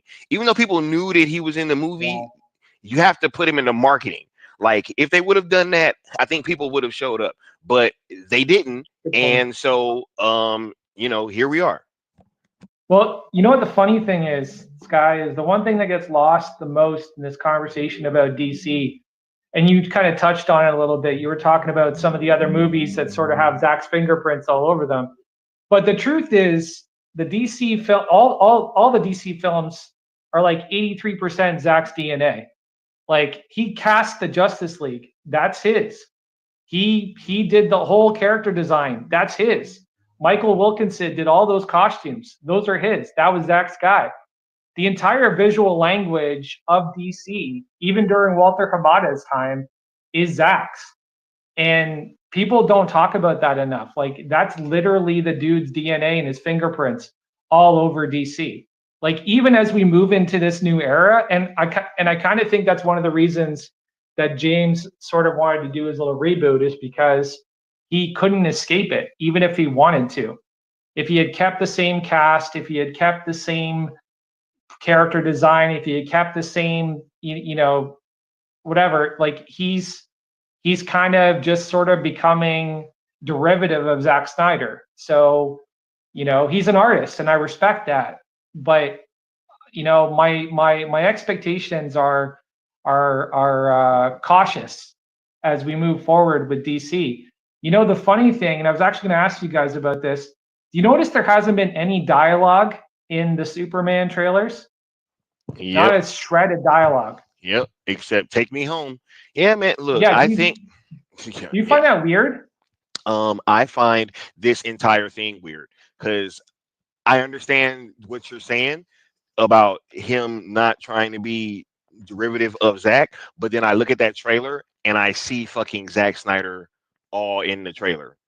Like that movie looks like a marriage of like Christopher Reeve and a poorly and like a poor man Zack Snyder. Like it's the slow motion, the Superman trying to look serious and getting hit in the back of the head with a can and flinching and having a pup. Like yo, just a bunch of that, you know. Um, Yeah, I but even it's not think his though, palette though. His palette's not there though. His color palette's not there. But yeah, I get what you're Yeah, saying. the color Yeah. palette's not there. I mean, but he stole a whole fight scene in Guardians 3, so it's not like I'm like on a limb for saying that this might be true. He stole a whole scene in Guardians 3 from Sucker Punch, right? So like he's been borrowing from him in the past. I don't see why I wouldn't expect him to do it with him being the last person that just handled Superman and James being the very next, right? He even took the whole storyboard thing from him and said, hey, that's how, I even do that on my films now. Hey, yeah, I bet you did. But no, like, I don't blame him for doing his thing. It's just I have a problem with him hinging the entire Zack Snyder future on a Henry Cavill cameo.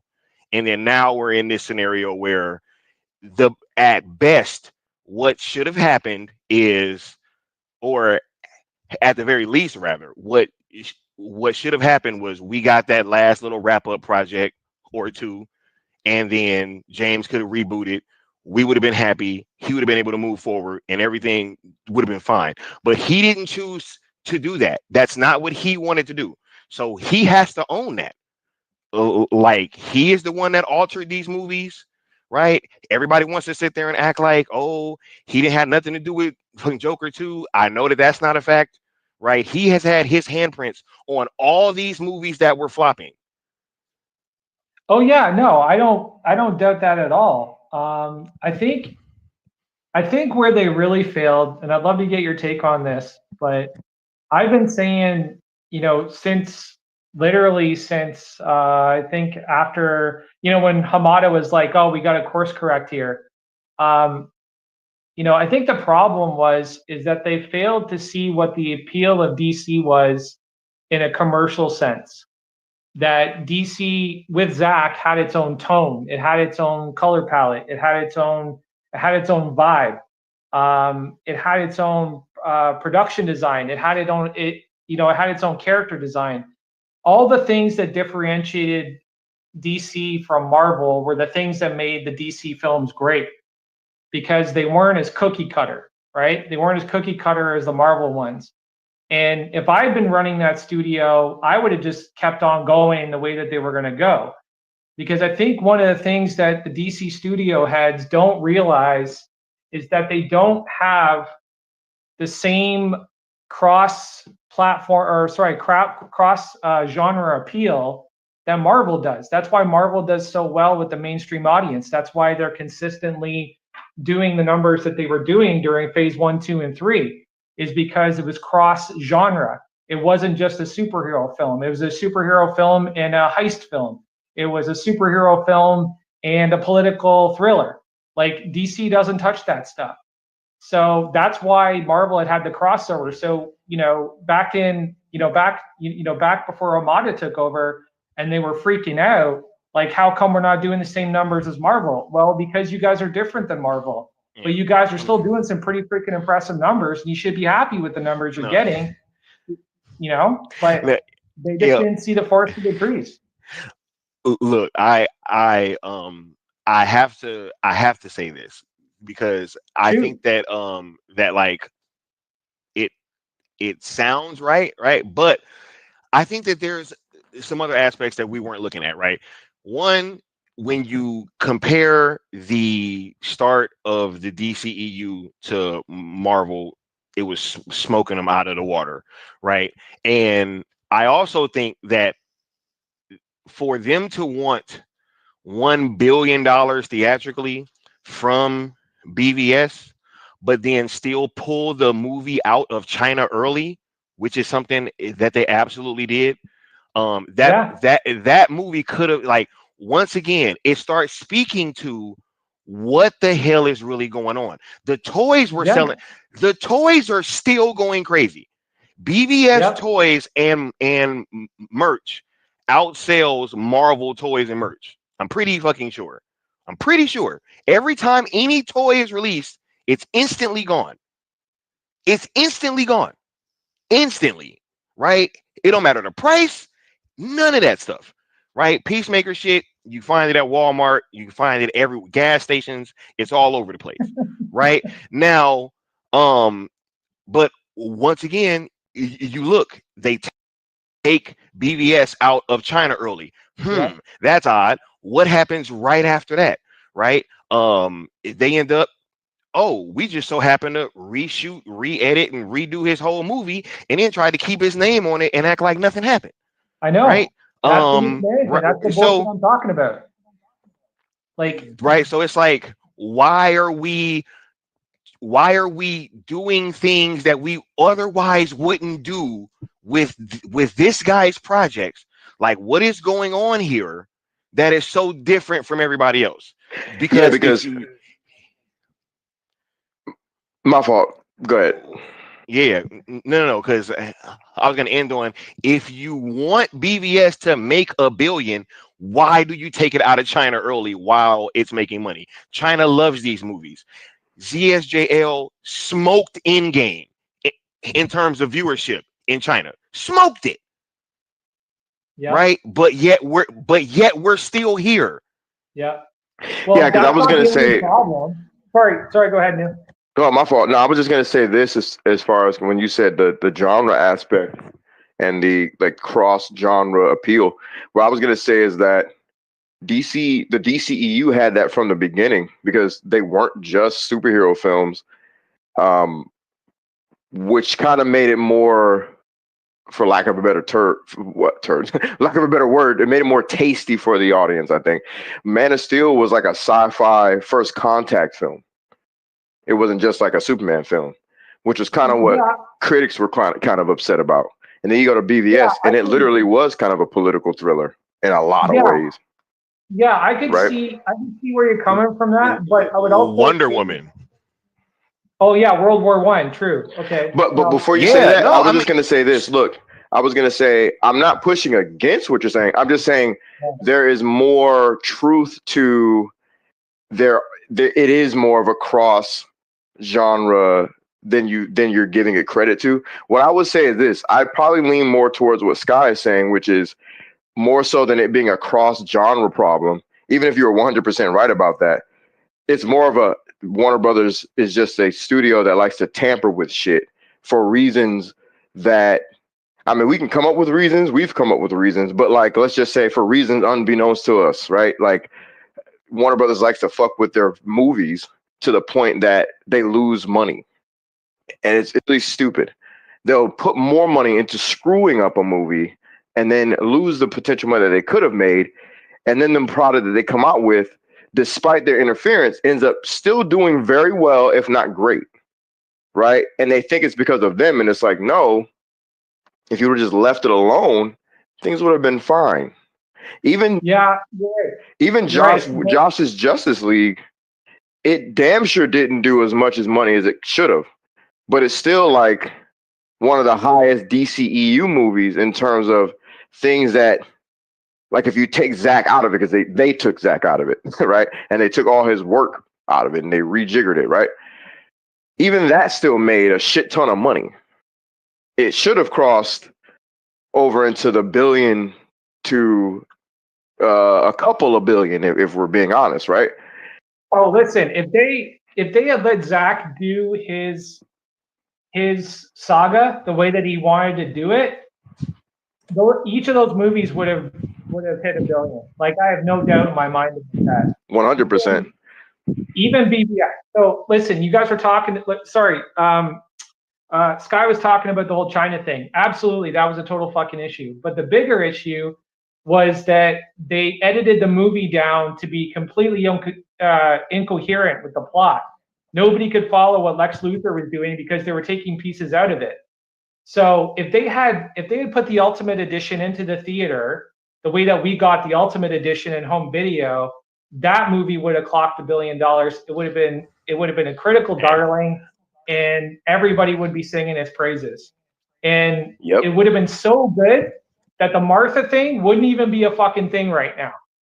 Like, it wouldn't even be a thing. I know to a lot of people it's not a thing, but to some people it is. But if they had done the film the way that it was intended to be shown to the audience, that we wouldn't even be having this conversation right now. I Zack Snyder agree. would be I running agree. DC. Zack Snyder would be running DC right now. 1000%. I'm gonna add this real quick too, since you're a PR guy, right? Like we have to talk about, or not even talk about, but we just have to add, and we can talk about it if you want, but we have to add this element of anti-PR interference, where you have literal, like the first signs of bots coming against a movie in droves was Batman versus Superman. Like BVS. Yeah. So there was always a campaign going against Zack's work for whatever reason. And we can't ignore that it had to be some sort of studio manufactured thing. What studio it is, who knows? I don't know. Warner Brothers, Disney, who knows? Whatever it was driven by money that had all these bots saying wild shit about BVS in unison, in mass, right? Against BVS. So there was always like this hunger to push, like, to make it an anti-meme film, you know, like the Martha scene. All these weird ass tweets that just, you know what I'm saying? Yeah. I think in the aftermath of BVS, there was definitely some corporate politicking. No. Even before. Because a lot of the things that I was mentioning happened before. This was before, bro. What was the phrase? Sky, you know the phrase. I know the phrase word for word, bro. Batman versus Superman will be a 2-hour tracking shot of all the DC superheroes crying in the rain. Facts, bro. That shit. Facts. Have you ever seen the compilation of that? No, who wrote that? Oh my gosh. Okay, no, so yeah. It was thousands of fucking accounts. It was thousands of accounts that was tweeting that exact phrase before Batman vs Superman came out. Well before Batman vs Superman came out. Sparking it was like the snowball of looking at Batman vs Superman as this like shitty little dreary movie that's about to come out, right? It was that, and it was other weirdo tweets that came out. And then there was like this Martha tweet campaign that happened after that too. I'm gonna try to get a compilation of that, but yeah, the thousands started with that phrase right there, and it became kind of like a running joke among people who noticed it. Like, wait, what's going on?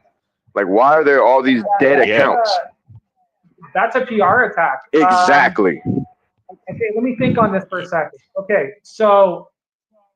Okay, the only thing that I'm coming up with is when Whedon took over on Justice League, he probably had some friends within the studio that were hoping that the film would do better. And then when the backlash started, because the backlash was pretty immediate, everybody was like, we want to see that, we want to see Zack's real film, we want to see Zack's real film, etc. That's fucking weird, dude. No, man. No. See, you're almost there. Just let me hold your hand for a little bit longer. All right. Here's what I think.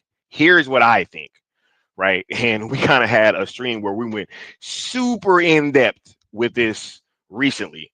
I think I just so happen to believe, this is my thoughts and beliefs. I am not saying that this is a fact, but what I think happened is that there has been a significant push from people at Warner Brothers who are kind of close with some people that was over at Disney, and there's been a campaign to slowly kind of marvelize the entire DCEU, because you can't have Zack Snyder's DC crossing over with Marvel. You just can't. They're just two different.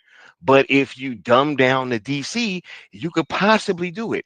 And you slowly keep bringing people over, like you're bringing over Joss Whedon, then you bring over James Gunn, right? And then all of a sudden, David Zaslav has all these fucking former fucking Disney executives that are in like his You also have Jeff Johns early on, who's seemingly a DC guy, but he's also working for Disney, and Kevin Feige, because they used to be old college roommates.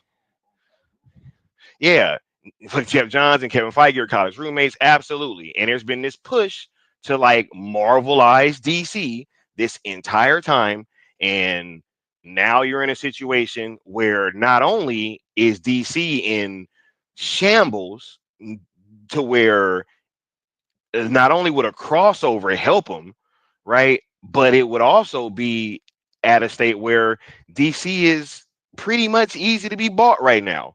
And you're going to have people that are really interested in buying DC, and that could be several companies, right? Could be Disney, who already has Marvel, and then they could be looking to do crossovers just ad nauseum, right? Because if you have, what was the quote, all the toys in one toy box, and then you have James Gunn, who was Kevin Feige's right hand man, right, could also be over just all of comic books, you know, all of comic book films, King of Two Castles, Let me right? ask you, do you guys know if Disney has any stock in Warner Brothers? If they own any of the company? If who has any of their, stock?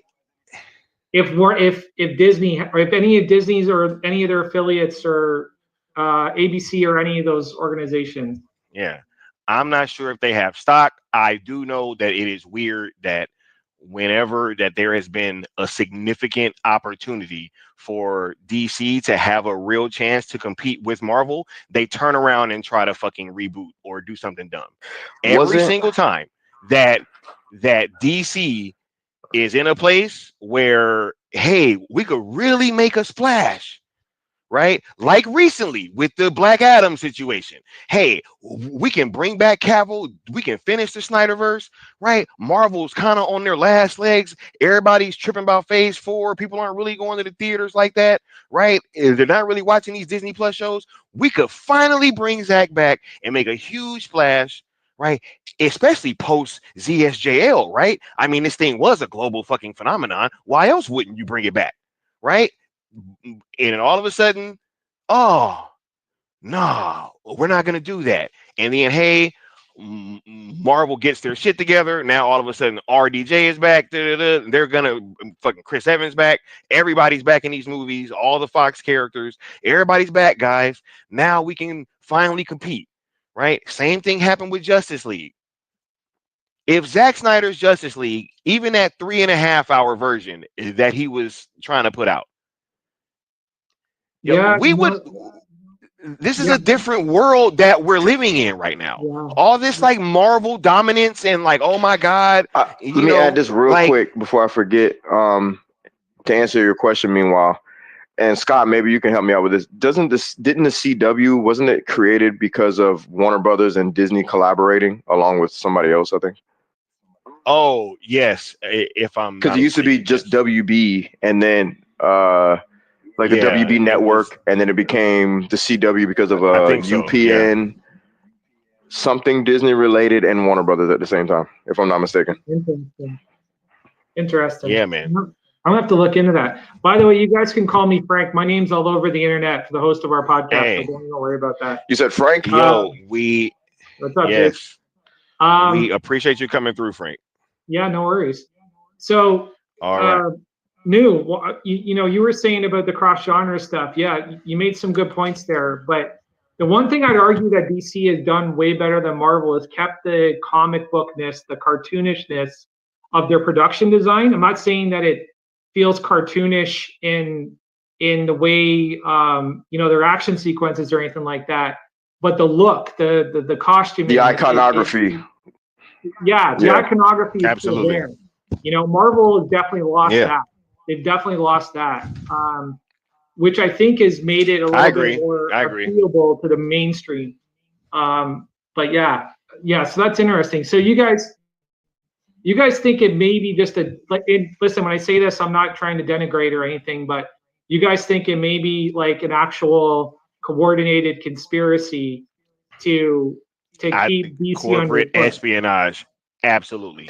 I mean, that is it. Look, it's either that Yo. Warner Brothers is so damn incompetent that they can never get their shit right, or it's a little bit of just, I don't know. They're trying to streamline ideas towards immersion of something. It just kind of looks like it to me. That's well, you know what? It's funny. That's the same thing that people say about 9/11. It was either a complete disaster from a bunch of idiots that just let things fall through the cracks, or it was coordinated. Like there's two choices there. Hey, you never know. Or Excuse me. or a 21-year-old getting on top of a roof and shooting at the president. You know what I'm saying? But look, we appreciate you coming on, Frank. We got to get to the next caller, bro. Yeah, we're Man, you added a lot to the conversation. Yeah, 100%. thank you for showing up, good man. talking to you guys. Yeah, good talking to you guys. Take care, right? Absolutely, Frank. Absolutely. Peace. Yeah, man. We was talking to Frank for a minute. I saw CY98 dipped out because he was waiting. But hey, we'll get back to him later if he come back through. Now that was a good addition to the conversation, though, because absolutely. And yeah, I already know you feel that way. He added to the conversation. He also gave different perspectives, pushback. This is just a very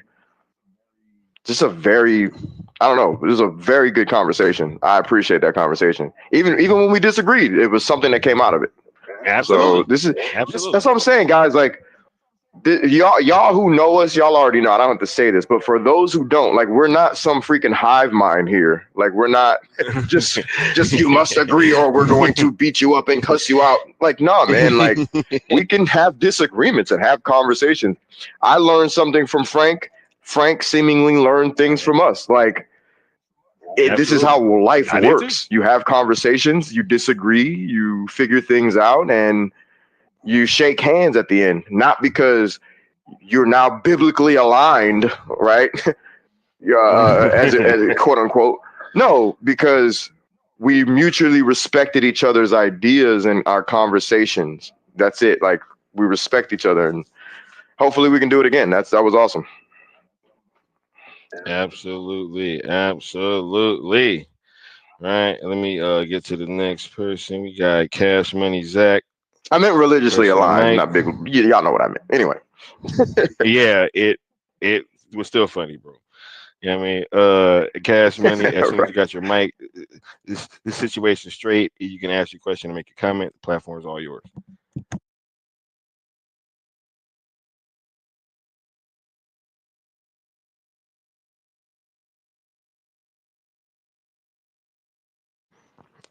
I don't know if it added him. You know, sometimes it does that. Add people in it, drop them out, drop them back down. I don't know what happened.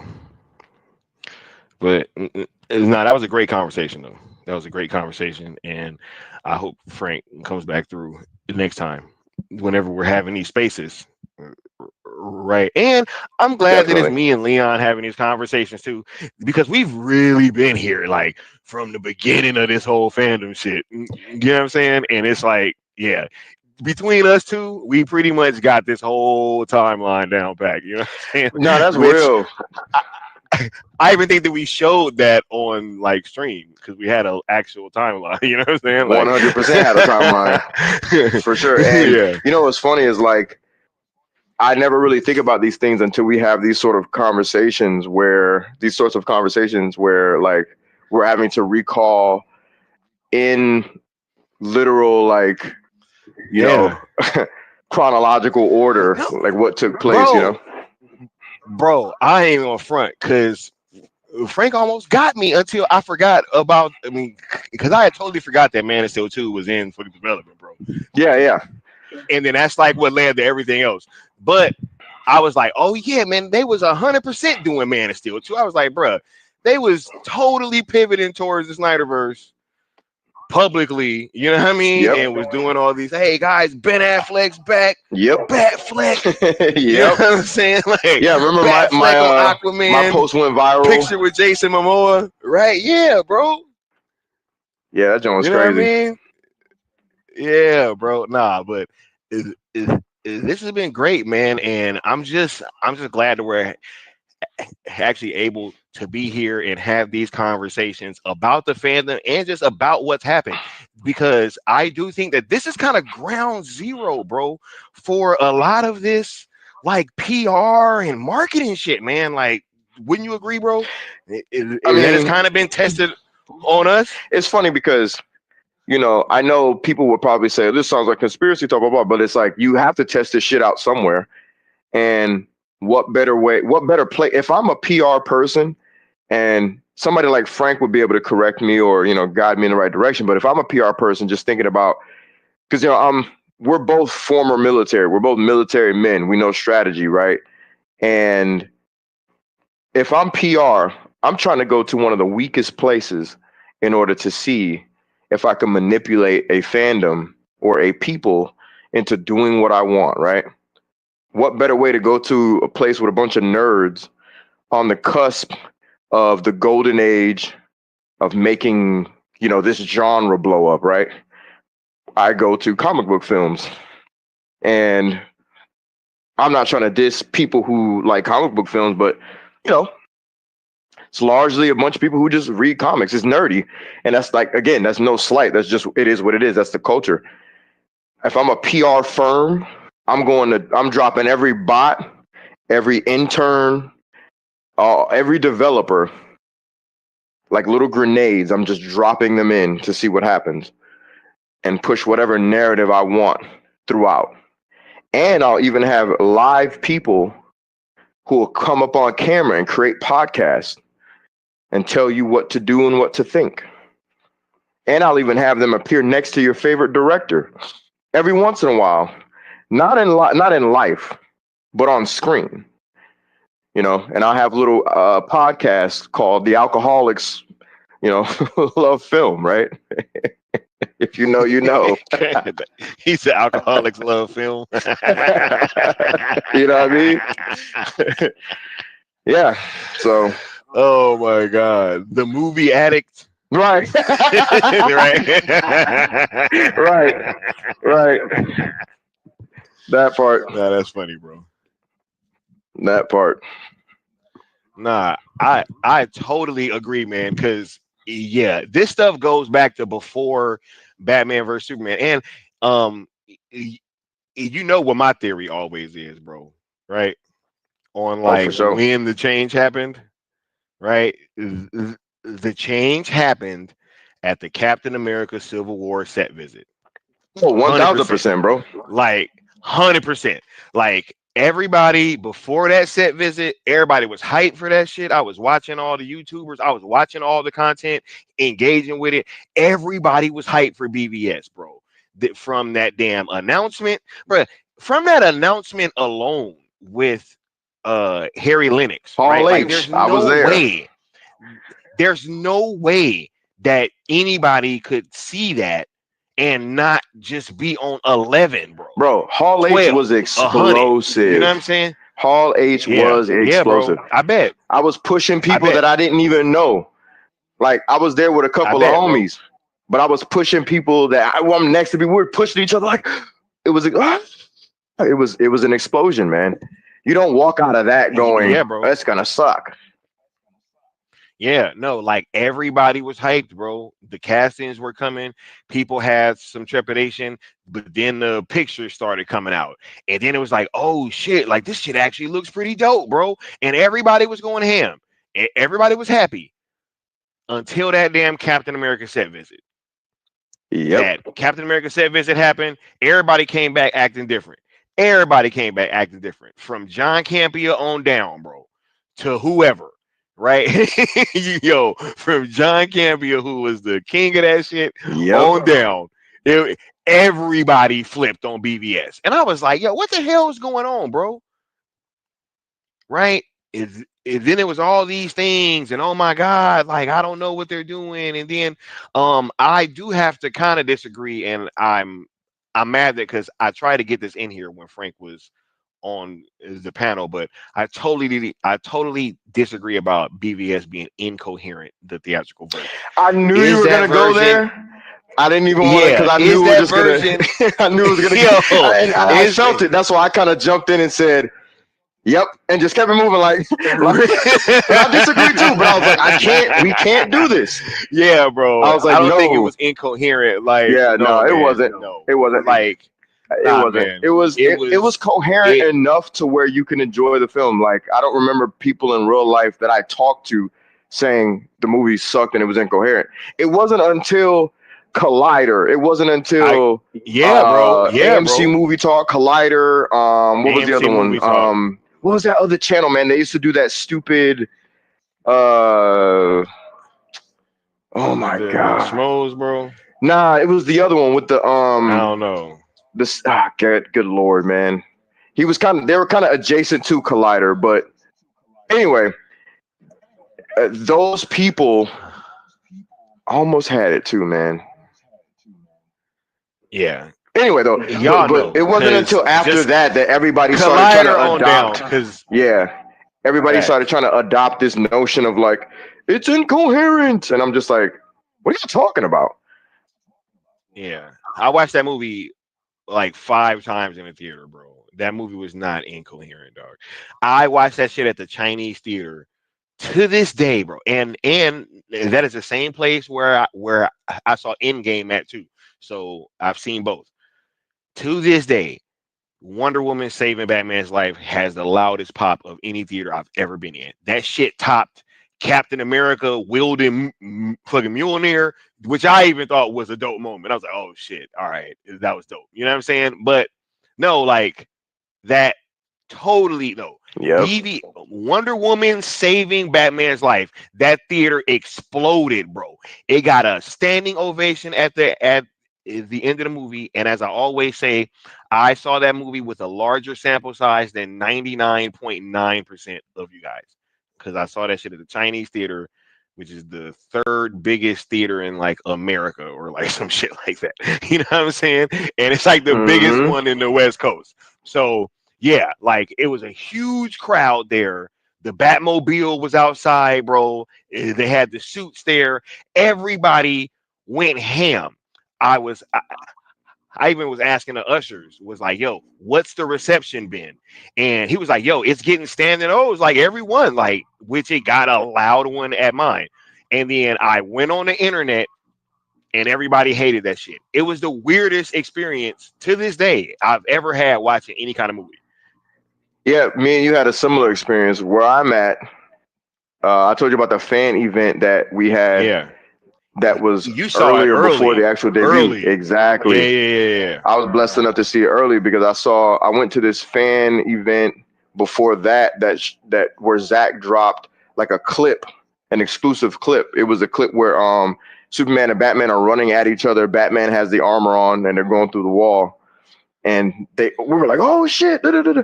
And we had to Wait a minute, sign. you were at that too? Yeah. God damn, man. I fucking remember seeing that clip like a fucking version of somebody's phone. I was going crazy. Yeah. So I was I Yeah. didn't even know that. I should have known, but I didn't even think to like right now, I didn't even think about it spreading out past, that moment. But yeah, I was there with my homie, who I told you about him. I ain't gonna say it now, but anyway, industry, I'll just say that. Anyway, we went and we signed our names in the back of the card and our freaking email addresses, etc. And then the day that the actual like early fan thing that was going on happened, I almost missed out on it. And this is when I made my first Twitter account, because I was never on Twitter, because I was like, why? What's the point? I made my Twitter account because people were telling me to reach out to Warner Brothers or somebody on Twitter to get my shit renewed. Or I forgot who I reached out to. I think it might have been somebody Warner Brothers related. But anyway, they emailed me that same like damn near moment and was like, you got your tickets. I was like, yes. So then I popped up, went through, and everybody in that theater was engaged, clapping, laughing, watching the movie, etc. After the movie was over, when Wonder Woman came through, we all went nuts. As we were walking out, we're all talking about how crazy the movie was, how dope it was. Like nobody left the movie going, "Oh, this sucked." We're all like, "Wow, this is kind of nuts." Like, yo, I can't believe they killed Superman, but y'all know he coming back. Did you see the dirt? Well, I wonder what they're gonna do next. Blah blah blah blah blah blah blah. And then literally, not too long after that, however long later, it was a bunch of bullshit. People, oh, this movie's too dark. It's too this. It's too that. And narrative. Tracking shot in the rain. Tracking. It was like, bro, like what's on? The experience I had and continued Yeah. to have, because I watched it about 5 more times after that. Yeah, bro. Every time I went with I different saw that people, shit in we were all cool IMAX, with it. bro. Facts. Me bruh, too. bruh, Dimex out here. bruh. That movie, dog. Look, when Superman told him next time they shine your light in the sky, don't go to it. And Batman go and turn that shit on himself. And then when he pull up, he said, "Well, here, Well, here I like am. I'm That with joint the was dope. shits, bro. Oh my god, man! All the little details, bro. Hey, do you remember the All the narrative little that they used to details, have dog. Oh my when they god, said that bro. the reason that this isn't gonna work is because uh we didn't have time to fall in love with both of the actors and the characters. That if it was so dumb, I was like, bro, we know Superman and Batman as characters just in general. Like, Bruh. I'm like, yo, we know Superman so much. My mom know that the sun's supposed to recharge Superman, so him needing help from crypto don't make no damn sense. My mom said that, bro. On God, my facts, mom said that, bro. facts. On God, right? And you wanna know what also funny? That reminded me, and I'm actually gonna tell this story on stream later. Um, bruh, there was a conversation that I was having yesterday that really just it really messed me up, man. Cause look, you know how much like we like love this Zach shit, you know what I'm saying, and how much that we can kind of feel like, man, sometimes it's just like us and our Snyder types and all that or whatever, right? And it's just the Hmm. cultures, you know what I'm saying? Bro, I was having a conversation with a 62-year-old Korean woman, bro, Mm. yesterday. And you want to know what she was telling me, dog? What's that? How much she loved Rebel Moon, how much she loves Zack Snyder's movies, bro, and how he's one of her favorite directors, and she didn't seen all his shit. And I'm sitting there, dog, and it dawned on me because I got an extra one of them Rebel Moon books. I got one that's signed and one that's not. I was like, I'm gonna give her that other book, bro. Hey, that's dope, bro. Right. But it just goes to show, dog, this shit is not just us, man. They try to like make it seem like that. And I know that the internet, it like a lot of times it can seem that way, but I've been bringing this up ever since I found out this stat. They said that only 35% of what we see on the internet is actually from fucking human beings. Like Yeah, dead internet, bro. the vast majority of this shit is fucking bots. Like when you think about it in that way, like only 35% of what you see on the internet is actually from human beings. It puts shit in perspective. Like, man, nah, yo, in real, bro, I go to these Zach events, dog. It's shit, bro. You remember, because I was even telling her, you remember that whole Asian family that flew across the world, bro? And to go to the fucking Yep, director's I cuts, was there. Yep, I remember bruh. that. And they had elder people in there too that was rocking out at a fucking double feature. And in the hot sun, standing out and waiting to talk to Zach. Right? Yep. Bruh, come on, man. Nah, bruh. I can't be allowing like because I know what it is. I know that we see a lot of this shit on the internet, and people just be thinking that it's like this vast majority of people that be feeling that way. But in real life, that's just not what I've experienced, bro. Nah, It's the just only not, people man. that really have these opinions in real life that I've noticed, there are people that are perpetually online. I've only literally met one person that doesn't like this Zach stuff. Uh, who was an older gentleman who wasn't online like that. He genuinely didn't like it. Literally every person that I can think of right now that I've ever met that doesn't like, Zach's DC is because they're always online. They have everything. They have Instagram, they have Facebook, they have Twitter, they have all that shit. and they say the same exact things, the same exact The rhetoric, exact talking points. the exact talking points that you see online.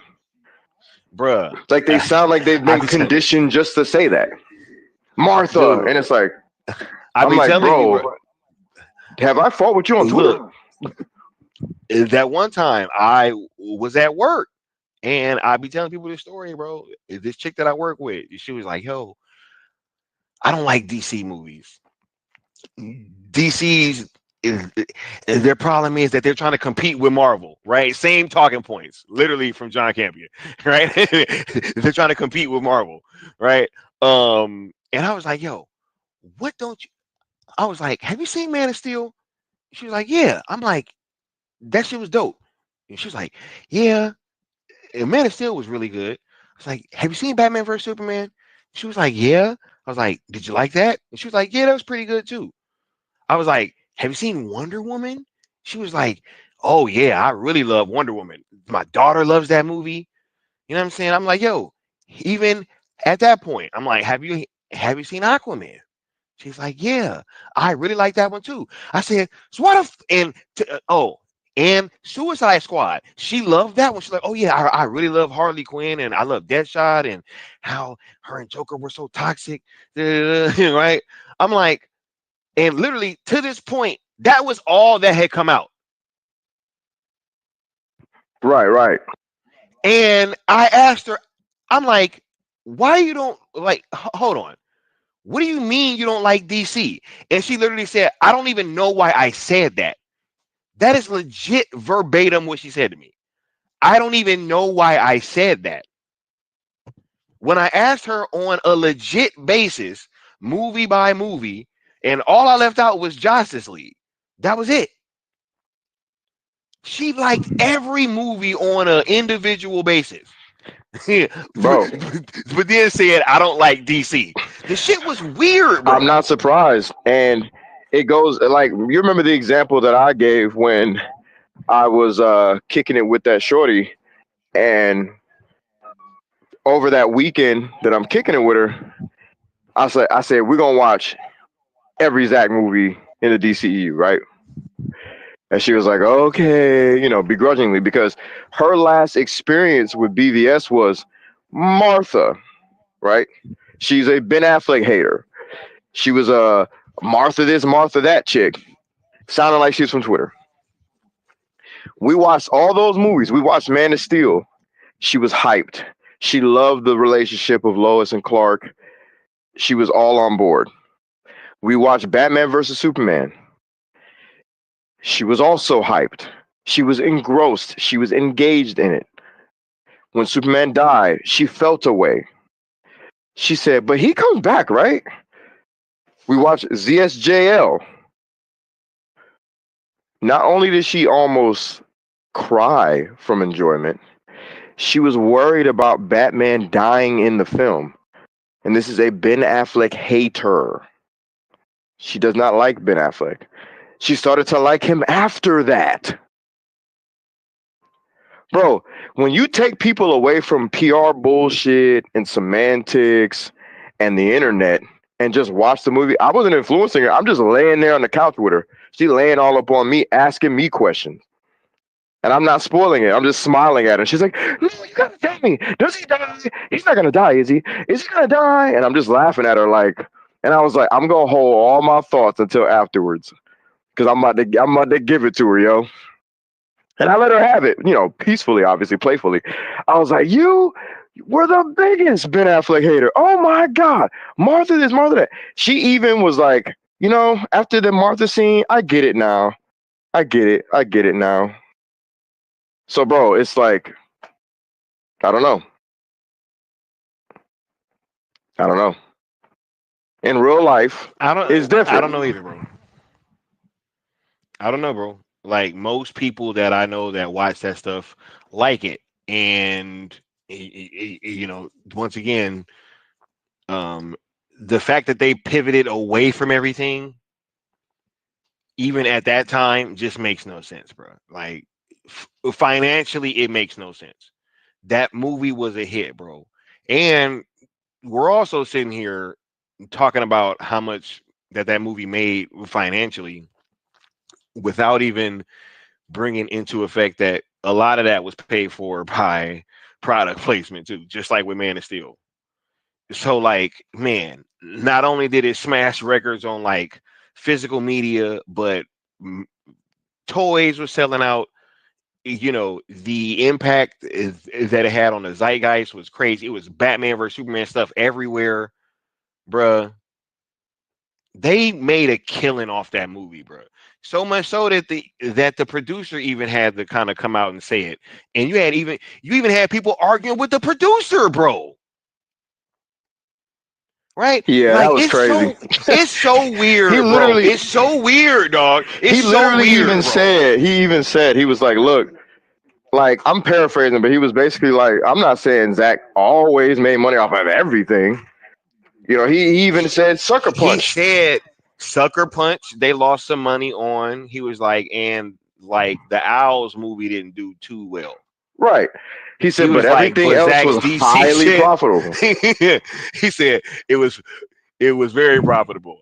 Very. Yep. Very Right? And profitable. then you Very. literally had people that are like it just and then they wonder why we call them bots, bro. They was like, oh, of course he's gonna say that, but one man's this is another man's. It's like, what the fuck are you talking about, bro? Like you're arguing with the people that actually took part in the profit now?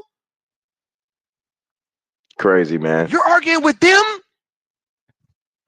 Watchmen editions, Come on, special dog. editions always sell out. I, Anyway. I used to have to get the Watchmen special editions on the aftermarket because they sell out Bruh, so damn fast. we was ordering ZSJL Blu-rays from Europe, bro. Facts, bro.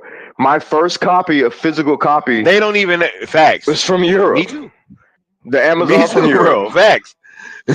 We was literally having to order ZSJL from Europe, bro. And they act like, bro, you even had people trying to question our passion, bro. Oh my God. Look, before this go off the rails, bro, let me Woo. Look, let's go ahead and start closing this up. If anybody got no more questions or comments, because I do got to get ready for like a stream later, so I need some time to walk my dog and be a human being for a little bit. You know what I'm saying? But yeah. So Facts. look, man. As we kind of close this thing on out, bro, what's your final thoughts, man? I think this stream was very productive, man. I think we pretty much laid out why we do this and why we're shaking our head and scratching our head at the same time at pushback against what we're doing. And we're also celebrating that Zack Snyder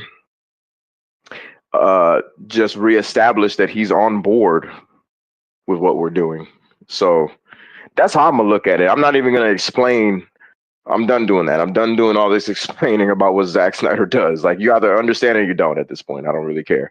Like the man does things. He could do things 2-3 times in a row and on different platforms, and they'll still be like, "Well, I don't get it. Explain it to me." And no, I don't. I think he's just joking. No, I'm good. So we laid out. We laid everything out. We're celebrating, and thank you, Zach, for being on board. Uh, this 318 day was productive, just like every trending day we do. There's always a purpose. It's not just the trend, because numbers are numbers. It is what it is. The idea is out there. The win, the W is in the idea. It's out there already. It's already been talked about in interviews by executives and Zack Snyder himself, and actors and actresses and people behind the scenes have either spoken directly to us or they've given engagement through various platforms, right? So none of this is new. We're still doing the same thing. It's all good. We're just waiting to see what happens, Hopefully it gets sold. I mean, that's it. You know what I mean? All the other stuff is semantics, all the little roadblocks, the tiny little roadblocks, mostly the social media roadblocks and the trying to derail us as far as our hype and as far as our passion. And, all of that is just like, who cares? I don't care. You know what I mean? Like, it is what it is. I'm just gonna keep doing what I'm doing. Sky's gonna keep doing what he's doing. The Syndicate Network is gonna keep doing what we're doing, and we're just gonna keep it moving. Thank you, Frank, for coming through. He added a lot to the conversation. He added a much needed sort of a foil to the conversation where we can go back and forth and parse through, extrapolate ideas, and reaffirm some things, remind people about some things. So, no, this was dope, man. And once again, Sky, I appreciate your passion behind the scenes and everything you do. Those pictures were dope. And, you know, I can't wait for people to see what Project Year 2 is about. I haven't really said anything about it or even posted anything because, you'll see soon. Sooner rather than later, I should say. I don't know. We'll see. But this is always dope, and this always reignites my fire and passion for doing what we're doing. So, everybody, let's keep it up. You guys are awesome. Hashtag sell ZSJL to Netflix. Hashtag sell Snyderverse to Netflix. Not because we think it's cool, but because it just is cool. Not because we think it's effective, but because it is effective. Not because we want it, because Zach wants it. Peace. Hey, we appreciate the homie Leon being here. Always, man, and giving your thoughts. And I want to say thank you to everybody else that stopped through as well. And even the people that we tried to get on, and that we couldn't. My apologies. Hopefully if y'all Oh yeah, and everybody else, my next fault. time South Cali guy, we'll be able to get y'all in. Right. Oh yeah, and shouts out to everybody that came out and rocked through too. And it just listened. This has been a very dope Absolutely. conversation. I'm very glad that we were able to hold this space.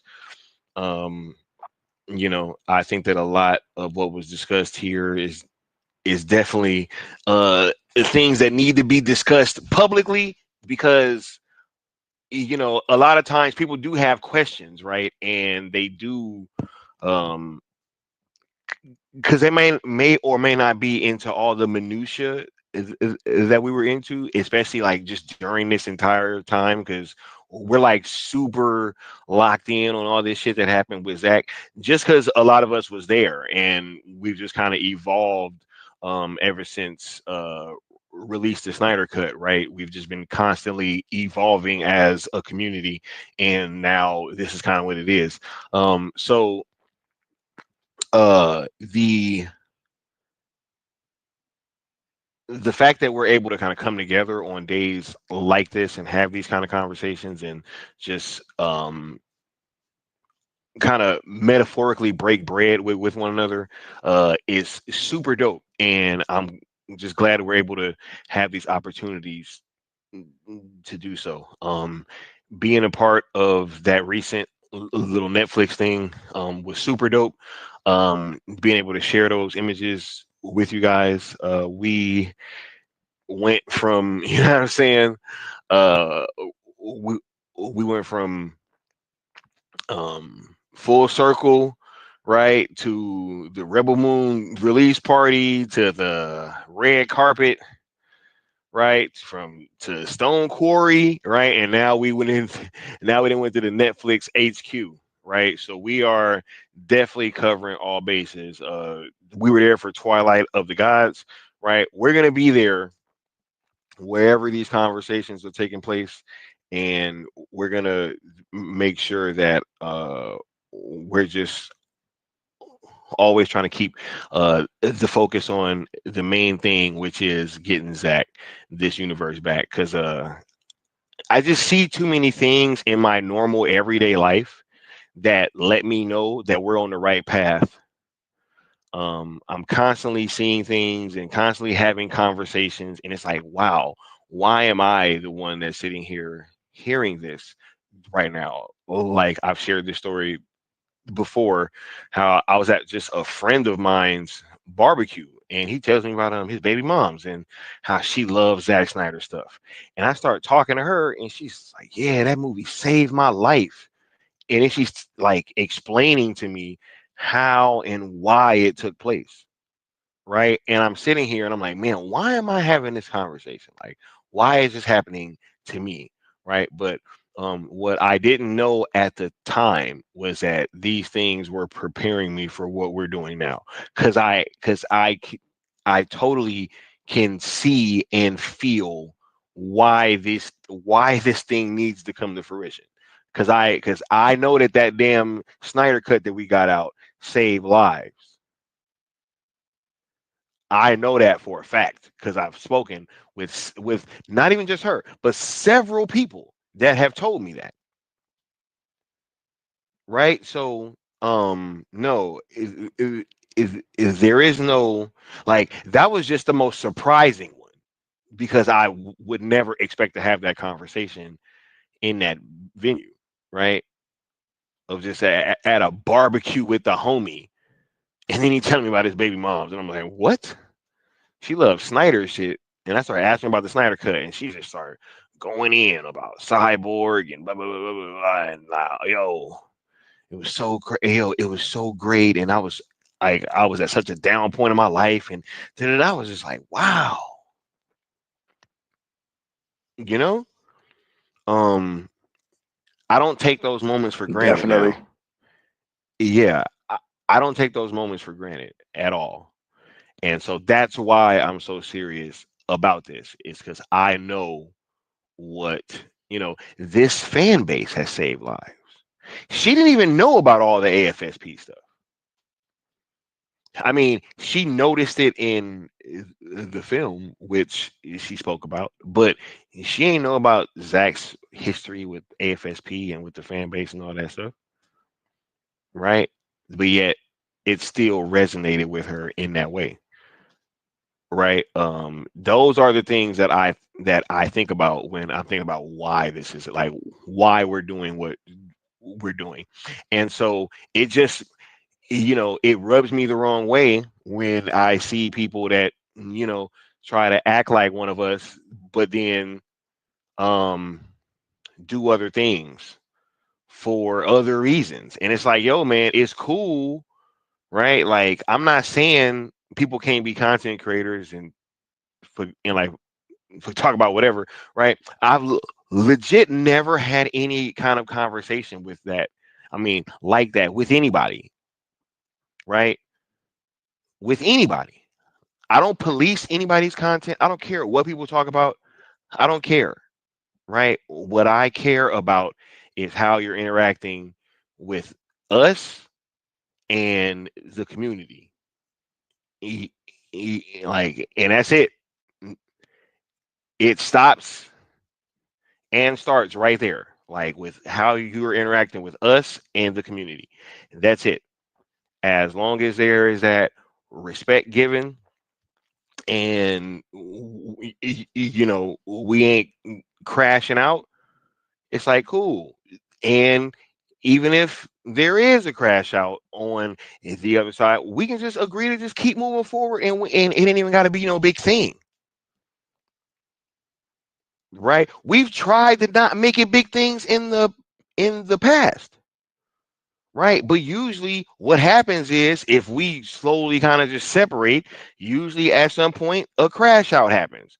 Then it's like, okay, now if we don't say anything, you know, do you just let this sit or what have you? But no, like, I don't want to hear anything else, man. We have done nothing but put this entire community above everything, right? And we're going to continue to do so, right? And we have taken a lot of bullets for that, and we will continue to take them. But let's just not pretend like the bullets aren't there and aren't being shot. You know what I'm saying? Like, that's all I care about. But yeah, anything else, Leon? Because I'm about to close on out, dog. I'm feeling great today. I'm about to do some more tweeting. About to walk my dog, dude, and I'm about to get ready for this stream tonight. So yeah. Yeah, man. I think we summed it up nicely, man. Let's put a bow on this one, man. This was good. This was good. This was good. I really dig it. Yep, for sure. All right, y'all have a good one. Y'all Oh, make the only other thing I'll say is my fault is thank y'all for coming out. I think I said that before, but thank y'all again for coming out like usual, man. yeah. Oh Y'all yeah. be showing up and showing out. You know what I mean? Like, Wait, should I do a stream mhm. or should I just play this? Nah, I'm gonna do a stream. um, I'm gonna do a stream. I'm maybe gonna do a stream. both. If anything, both. Definitely do this one though. Yeah, Um, I'll just make this one a separate one. Yeah, but I'll do a yeah, stream. yeah, and we could Yeah, because I we can gotta duel this one. visualize and talk my shit. You know what I'm saying? Word. Y'all gotta see Yeah. me. Y'all gotta see me and deal with me tonight. Y'all gotta see me tonight, bro. Nah. Y'all ain't getting away with not seeing this face tonight, boy. That ain't gonna happen. But yeah, bro, Yep. this is dope. Yep. All right, y'all. I'm gonna catch y'all later. Y'all be sure to I almost said give a like and subscribe. See, all bad, bro. And look, we closing out. We'll get at y'all next time. Peace. Bang.